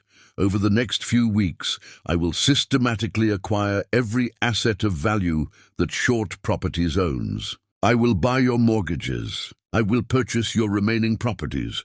I will own the mansion where your parents live. And I will do all of it legally, ethically, and completely. Matt's voice cracked when he finally managed to speak. Why? Why are you doing this? Because you told me to clean your shoes in front of everyone, and I said no. Because you treated me like I was disposable for 3 years. Because you had a wife who would have loved you, and you responded with contempt. Now you will learn what it means to be powerless while someone else controls everything." Diane found her voice, though it came out smaller than Ashley had ever heard it. "Ashley, please, we can discuss this. Surely there is some arrangement that would satisfy everyone. My husband built that company over 40 years. It is his entire life." Ashley turned to face her former mother-in-law with eyes that held no sympathy. "You sold me to your family for $50,000, Mrs. Short. You treated me like a servant. You told me education was wasted on people who lacked breeding and intelligence. You stood by while your son degraded me daily and said nothing in my defense. You do not get to ask for mercy now when you showed none then." The lawyers flanking Matt attempted to interject, suggesting that perhaps this discussion should occur in private. But Ashley spoke over them without raising her voice. "There is nothing to discuss. Everything that happens from this moment forward is consequence, and consequences are not negotiable." She signed the purchase documents while Matt sat paralyzed with shock and Diane stood trembling with rage and fear. The transaction completed in minutes. Ashley received the deed and all associated rights. She thanked the auctioneer professionally, nodded once to Pemberton, who watched from the back with satisfaction, and walked out through the chaos with the same elegant composure she arrived with. Behind her, Matt finally collapsed forward, his head in his hands, sobbing in a way that drew uncomfortable glances from people nearby. Diane sat beside him, rigid and silent, her mind racing through options that did not exist, searching for solutions to a problem that had already been decided. The lawyers gathered their materials and left quickly, unwilling to be associated with a situation so publicly disastrous. The story exploded across every media platform before the auction even officially concluded. Reporters who made the connection between Ashley Holloway and Ashley Gardner Short wrote articles framing it as revenge, justice, karma, depending on their perspective. Social media celebrated the narrative of a powerful woman destroying the man who abused her. Women's organizations used it as an example of what was possible when women refused to accept degradation. The coverage was overwhelming and nearly universal in supporting Ashley's actions, recognizing cruelty repaid with consequence rather than revenge for its own sake. Matt and Diane returned to the mansion that evening, knowing it would not be theirs much longer. Thomas was awake when they arrived, his eyes asking questions his damaged speech could not form. Diane told him everything in the quiet of his bedroom, watching her husband's face crumble as he understood the magnitude of what their son had destroyed. That night, 3 generations of the Short family sat in a house they were about to lose, surrounded by possessions that would soon be liquidated, facing a future they could not imagine and did not want. Ashley went home to her modest Brooklyn apartment and sat alone in the silence, feeling nothing resembling triumph or satisfaction, just exhaustion and the weight of having done what needed to be done. She thought about calling someone to celebrate, but realized she did not want celebration. She wanted her mother. She wanted Miriam to know that the sacrifice had mattered, that the inheritance was not wasted, that her daughter survived and became strong enough to protect herself. But her mother was gone, and all Ashley could do was honor her memory by using her strength wisely rather than cruelly. Tomorrow, she would begin the systematic acquisition of everything Short Properties owned. Tomorrow, the real work would start. But tonight, she allowed herself to sit quietly with the knowledge that she had faced the man who tried to break her and proved that he failed. Chapter 9. The Auction. The second auction happened exactly 3 weeks after the first, though this time it was not the bank forcing the sale, but Ashley offering an opportunity, and the difference mattered more than anyone initially understood. After acquiring the headquarters building, Ashley moved methodically through her plan. She purchased the mortgages on every remaining Short Properties asset from banks eager to unload risky debt. She bought the loan on the Short family mansion directly, becoming their landlord overnight. She acquired contracts and business relationships that held value, transferring them into her own expanding portfolio. Each transaction was legal, documented properly, and structured to withstand any challenge. She did not cheat or manipulate. She simply used leverage that Matt created himself through years of poor decisions. The business press covered her acquisitions extensively.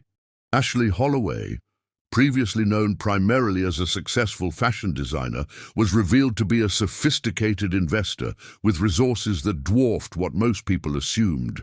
Journalists dug deeper into her background and discovered the Holloway textile fortune, though the full details of her inheritance and her mother's sacrifice remained private. The story became even more compelling when reporters connected all the pieces. The wife, humiliated publicly, was now the woman systematically dismantling her husband's empire.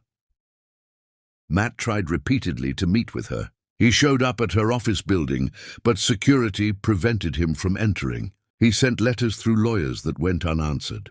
He attempted to reach her through mutual acquaintances who politely declined to serve as intermediaries. He was being erased from the business world, exactly as he erased her from his life, and the symmetry was perfect, even if brutal. During these 3 weeks, Ashley also did something unexpected. She did not simply strip Short Properties of everything valuable and walk away. She began restructuring the operation, bringing in competent management, addressing the systemic problems that predated Matt's disasters. She was not saving the company for his benefit. She was protecting the employees who did nothing wrong beyond working for terrible leadership, and ensuring that the properties and contracts she acquired maintained value rather than collapsing. But she saved one asset for last. Short Properties held development rights for a mixed-use project approved by the city years ago under Thomas Short's leadership, but never executed due to lack of financing. The project was potentially lucrative, but it required massive capital investment and expertise that Matt never possessed. If completed, it would generate substantial returns. If abandoned, the city would award the contract to another developer and sue Short Properties for breach of contract. The penalties would be large enough to force complete bankruptcy, with personal liability extending to Thomas and Diane's remaining assets, including the small trust funds they relied on for medical care and basic survival. Ashley structured a deal that was technically open to any qualified bidder. She would provide financing, expertise, and resources necessary to complete the project, but only to a partner who won an open bidding process for the development rights that Short Properties still controlled. The terms were clear and public. The winning bid would receive full financial backing from her consortium, and the project would proceed successfully. The losing parties would face contract penalties and likely bankruptcy. She announced the bidding event for a Friday afternoon at the Grand Livingston Hotel, the same venue where the Christmas party occurred 2 years earlier. The symbolism was intentional and not subtle. Media coverage exploded immediately. This was not just a business transaction, but theater. Justice delivered publicly. The completion of a narrative arc that had gripped public attention for weeks. Matt understood he had no choice but to participate. If he did not win the bid, his family would lose everything that remained. But he also understood he could not win a competitive bidding war. He had no capital, no credibility, no way to compete against serious developers in normal terms. His only hope was that Ashley would show mercy, would accept a low bid from him rather than force complete destruction. It was a desperate hope with no rational foundation, but desperation was all he had left. The ballroom at the Grand Livingston Hotel was even more crowded than the previous auction. Television cameras lined the walls because this had transcended business news and become a cultural story about power, gender, consequence, and the ways wealth could be used for justice or revenge, depending on your perspective. Journalists packed the back rows. Business leaders and social observers filled the remaining space. Everyone wanted to witness the conclusion. Ashley arrived early and took her seat in the front row, flanked by Pemberton and her legal team. She wore a charcoal grey suit, elegant and understated, her bearing calm and professional. She did not smile or acknowledge the attention focused on her. She simply waited with perfect composure for what came next. Matt arrived with his parents. Thomas was in a wheelchair pushed by a private nurse they could barely afford anymore. Diane walked beside them, looking smaller and older than Ashley remembered, her aristocratic bearing gone completely. They took seats along the side of the room, unwilling to be in the direct spotlight, but unable to stay away. Matt sat apart from them, isolated by shame and fear, his hands shaking constantly now, his eyes red from sleepless nights and crying he could not control. He looked like a man who had already lost everything, but could not stop fighting, because surrendering meant admitting the truth about himself. The bidding began with several small developers offering token amounts, clearly present just to witness the spectacle rather than seriously compete. At $5 million, most dropped out. At $10 million, only 3 remained. A development firm from Boston making a legitimate bid, an investment group from Chicago with strong city connections, and Matt Short, representing the last gasps of Short Properties. The Boston firm bid $15 million. The Chicago group countered with $17 million. Matt, reading from notes his lawyers prepared, offered $18 million in a voice that barely carried across the room. His bid was backed by nothing real, just promises and desperation. But the rules required accepting all bids until someone could not fulfill the terms. The bidding continued climbing. At $20 million, the Boston firm dropped out. At $24 million, the Chicago group began slowing down, evaluating whether the price had exceeded rational value. Matt bid $25 million, pledging assets he did not have and performance he could not deliver. His voice cracked on the number. The Chicago group consulted extensively before bidding $28 million, pushing past what they considered reasonable but unwilling to walk away without ensuring they had exhausted all options. Matt stared at his lawyers desperately, but they shook their heads. There was nothing left to pledge. No way to credibly offer more. He had reached his limit. The auctioneer called once, twice for additional bids. The silence extended painfully. Matt's $25 million bid was no longer the highest. The Chicago group would win at $28 million unless someone intervened. Matt would lose everything. His parents would face bankruptcy. Thomas would die knowing his life's work was destroyed by his son's incompetence. The reality of complete failure settled over the family like a shroud. The auctioneer began the final call. Just before the gavel fell, Ashley stood.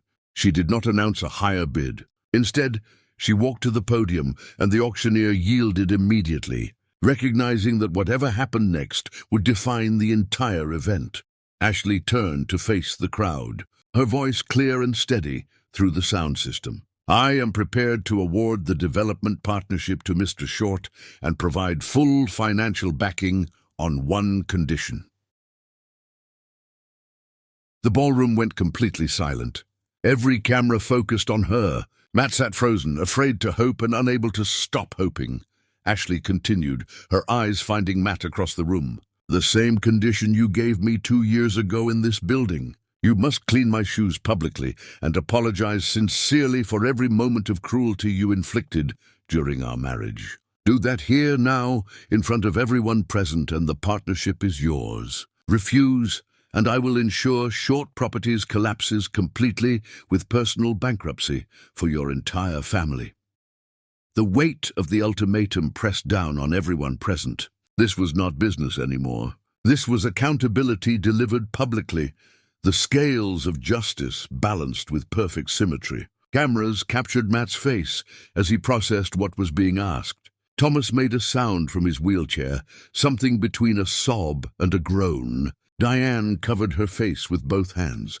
The seconds stretched unbearably. Matt tried to speak several times but could not form words. Finally, Thomas's nurse wheeled him closer to his son. Thomas reached out with his functioning hand and gripped Matt's arm, his eyes conveying everything his damaged speech could not. Do it. Save what can be saved. Your pride is worth nothing. Diane lowered her hands from her face and nodded, unable to look at her son but making her position clear. There was no choice. Not really. Everything they had left depended on Matt's willingness to publicly humiliate himself the same way he publicly humiliated his wife. Matt stood on trembling legs and walked toward the podium where Ashley waited. The cameras followed his every step. His face was wet with tears he did not bother wiping away. He reached Ashley and stopped, looking at her face for the first time in years with something resembling recognition that she was human. Ashley sat in the chair the auctioneer vacated and crossed her legs, extending one foot slightly. Her expensive heel, from her own collection, waited within easy reach. Matt dropped to his knees on the ballroom floor, his expensive suit pressing against marble that offered no mercy or comfort. Chapter 10. Clean My Shoes. There are moments that define who you become after everything breaks, and Matt Short learned that sometimes the only path to redemption begins with your knees on cold marble and your pride in pieces at your feet. He knelt before his wife while hundreds watched and cameras recorded. Ashley waited with infinite patience, her foot extended, her expression revealing nothing. The silence was absolute, broken only by Matt's ragged breathing and the mechanical sounds of cameras capturing everything. Matt pulled a handkerchief from his pocket with shaking hands and began cleaning her shoe. His movements were clumsy, unpracticed, tears dripping onto the marble and onto the leather he was polishing. When he finished the first, Ashley silently extended her other foot and he repeated the process. When both shoes gleamed, Matt pressed his forehead to the floor in front of her, a gesture of complete submission that no one had asked for, but that seemed necessary. When he finally spoke, his voice was barely audible. "I am sorry. I'm so sorry for everything." "Louder," Ashley said quietly. "Everyone needs to hear this." Matt raised his head slightly, still on his knees, his face destroyed by crying. He spoke louder, the words tumbling out. "I treated you like you were nothing. I insulted you every day. I made you stand in corners while my friends laughed at you. I never gave you money or respect or basic human kindness. I told you to clean my shoes in front of everyone because I thought I was powerful and you were disposable. You offered me partnership and I gave you contempt. You deserved love and I gave you cruelty. Every single thing I did to you was wrong. I destroyed the only good thing in my life because I was too much of a coward to face my own emptiness." He pressed his forehead to her feet, his entire body shaking. "I am sorry for every second of pain I caused you." Ashley let the moment stretch until it became almost unbearable, then stood. Matt remained on his knees, unable to rise without permission. "This is not about revenge, Matt.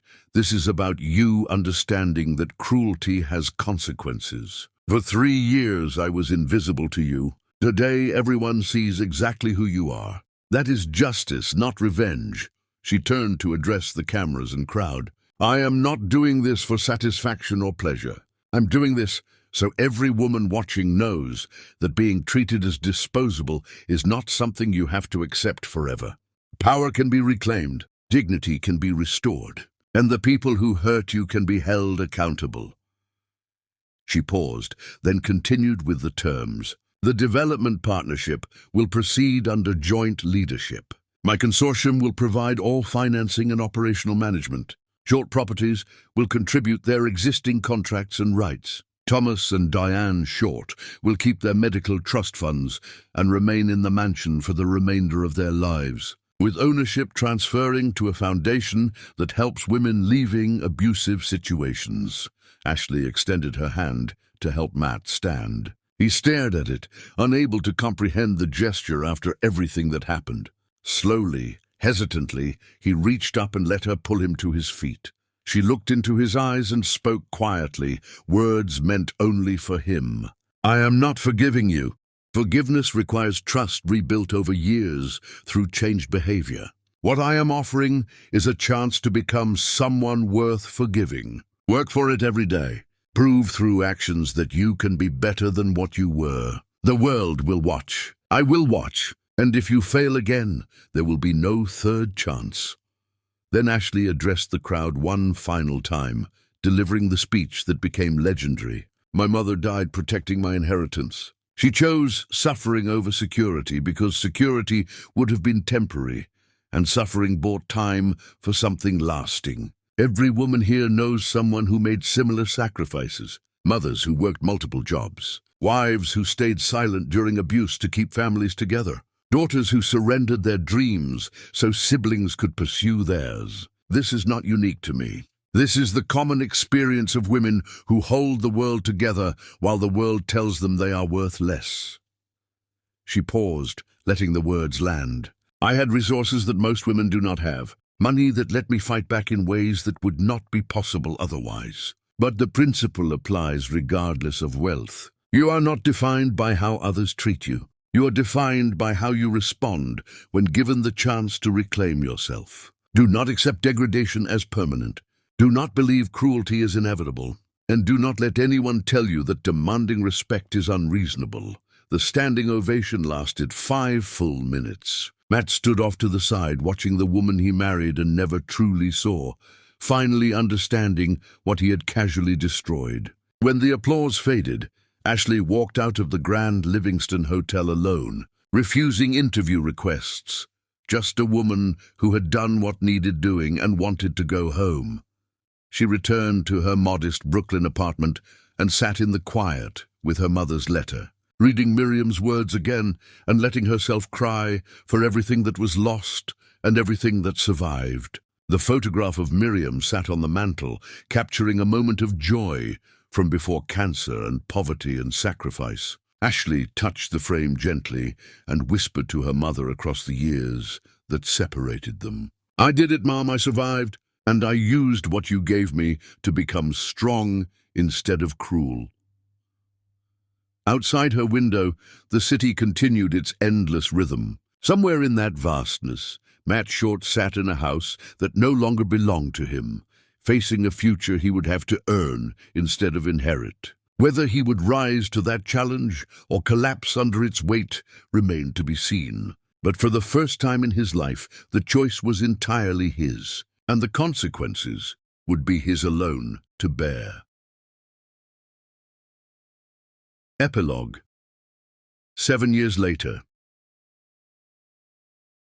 Time does not heal all wounds, but it can teach you which scars to wear with pride and which to let fade until they become stories you tell about someone you used to be. Ashley stood in the penthouse office overlooking Manhattan, watching the sunrise paint the city in shades of gold and amber. Holloway Atelier had expanded far beyond her initial dreams, now operating boutiques in 6 cities and employing over 200 people. The development project she forced Matt to fight for had completed successfully, revitalizing an entire neighborhood and generating returns that funded her foundation, helping women escape abusive situations. She served on multiple corporate boards, advised emerging designers, and used her wealth strategically to create opportunities for people the system overlooked. Her assistant knocked and entered, carrying the morning's correspondence. Among the usual items was a handwritten letter with familiar handwriting that still made her pause, even after all these years. Matt wrote to her every month, had done so for the entire 7 years since that day in the ballroom. He never asked for responses, and she never sent any, but he continued writing anyway, documenting his transformation with the patience of someone who understood that proving change required years, not moments. She opened this letter standing by the window, reading his words in the early morning light. He was sober now, had been for years after that first brutal year of relapses and failures. He attended meetings twice weekly and would for the rest of his life, understanding that addiction was not something you defeated once, but something you managed forever. He had taken a position with a small community development nonprofit, working for a salary that would have horrified his younger self, helping build affordable housing in neighborhoods that desperately needed it. He wrote about his parents, Thomas had died peacefully years ago. Diane had softened considerably in her final years, spending time volunteering at the foundation Ashley created, working directly with women whose stories resembled Ashley's own. She apologized repeatedly before she passed. Seeking forgiveness, Ashley was still learning to offer. The letter ended, as all his letters ended, with an acknowledgement that he did not deserve her forgiveness, but continued working to become someone who might someday earn it. He signed it simply Matt, without titles or presumptions. Ashley folded the letter and placed it with the others she kept in a locked drawer. Dozens of them now, a chronicle of someone trying to claw his way back to decency. She had watched his progress from a distance, never responding but always aware, protecting herself from vulnerability while acknowledging that real change was occurring. Her phone rang. Howard Whitmore's voice came through, warm and grandfatherly. "Ashley, I hope I am not calling too early. I have some news." Matt Short received the Community Development Excellence Award from the Mayor's office for his work with affordable housing initiatives. The ceremony is next week. Ashley absorbed this in silence, feeling complicated emotions she could not quite name. Pride that he had genuinely changed. Grief for the years they lost to his cruelty. Curiosity about whether enough time had passed to risk reopening doors she closed for self-protection. "Are you planning to attend?" Howard asked gently. "I do not know." "Should I?" "That depends on what you want, my dear. He has worked for 7 years to prove he changed. At some point, you will need to decide if the proof is sufficient or if no amount of evidence will ever be enough. Both answers are valid, but you should choose consciously rather than letting time make the choice for you."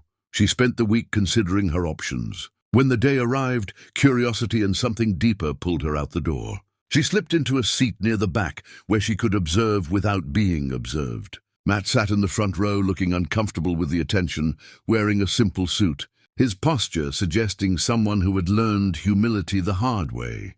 When his name was called, he walked to the podium and spoke about the work with genuine passion, crediting his team extensively. He mentioned that he came to this work from a place of profound personal failure, that getting the chance to contribute something positive felt like grace he did not deserve, but would work every day to honor.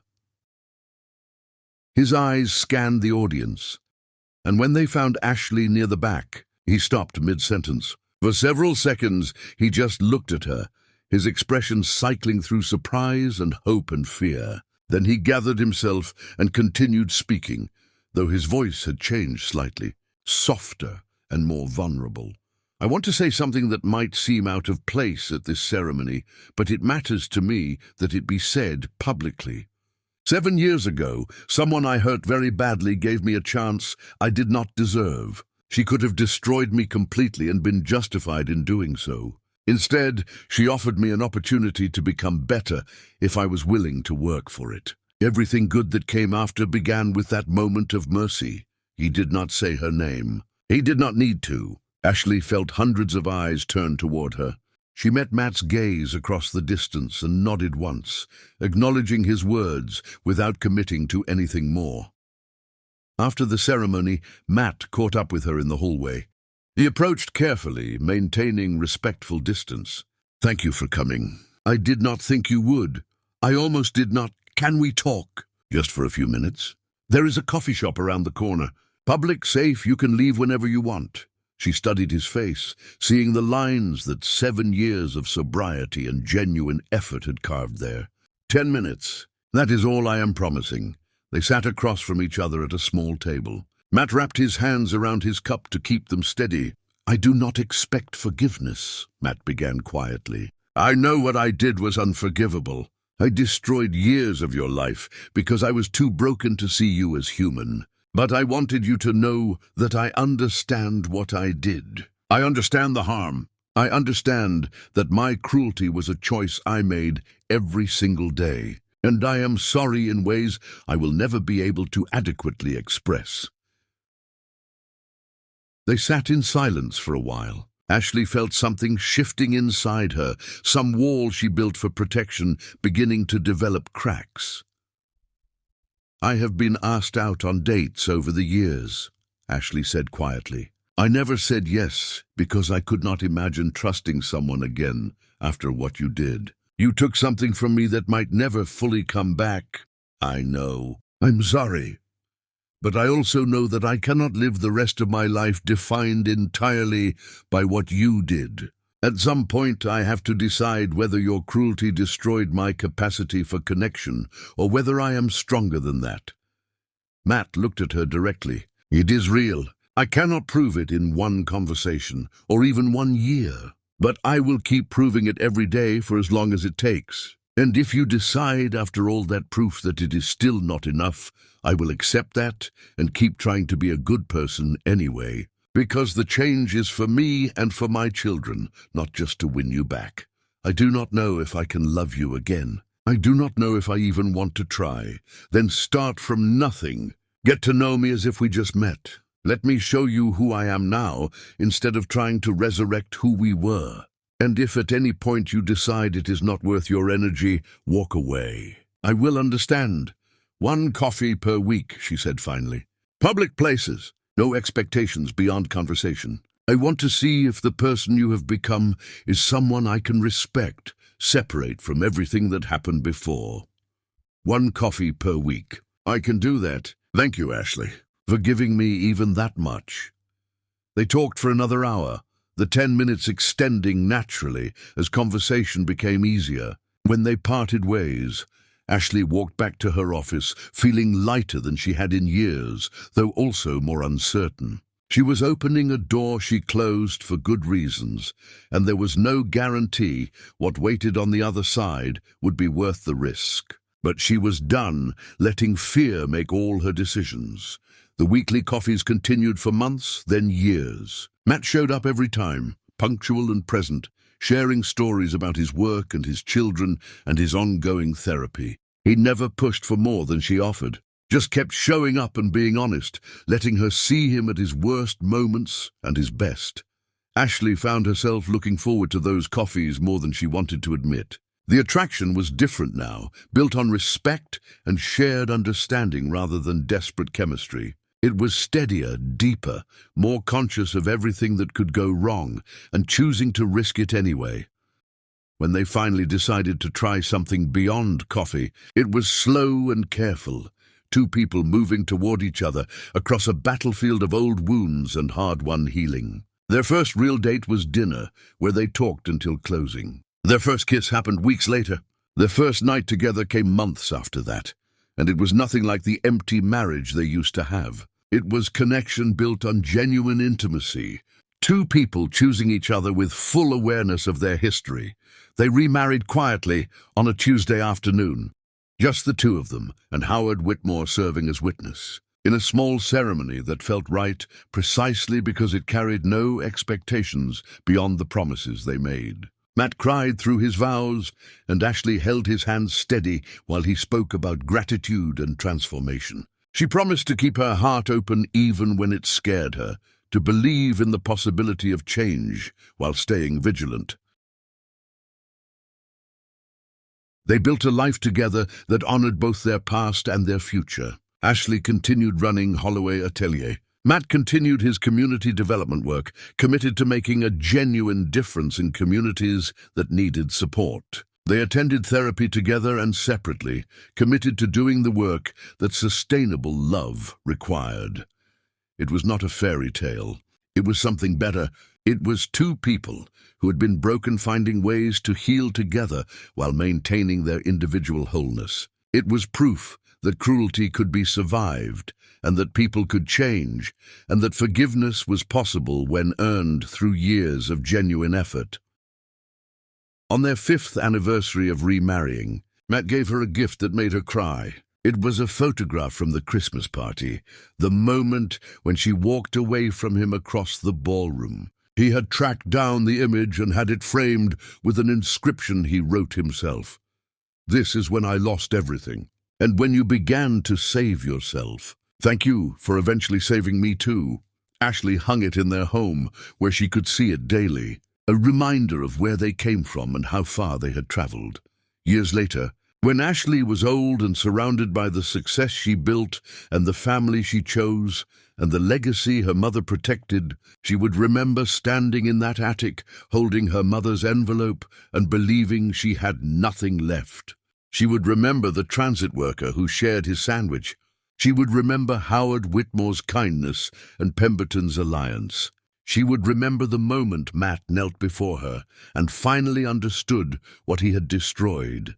But mostly she would remember that she survived, that she transformed pain into purpose and trauma into strength, that her mother's sacrifice mattered because it gave her the resources to not just survive, but flourish, and that the inheritance of dignity once claimed could never be taken away again.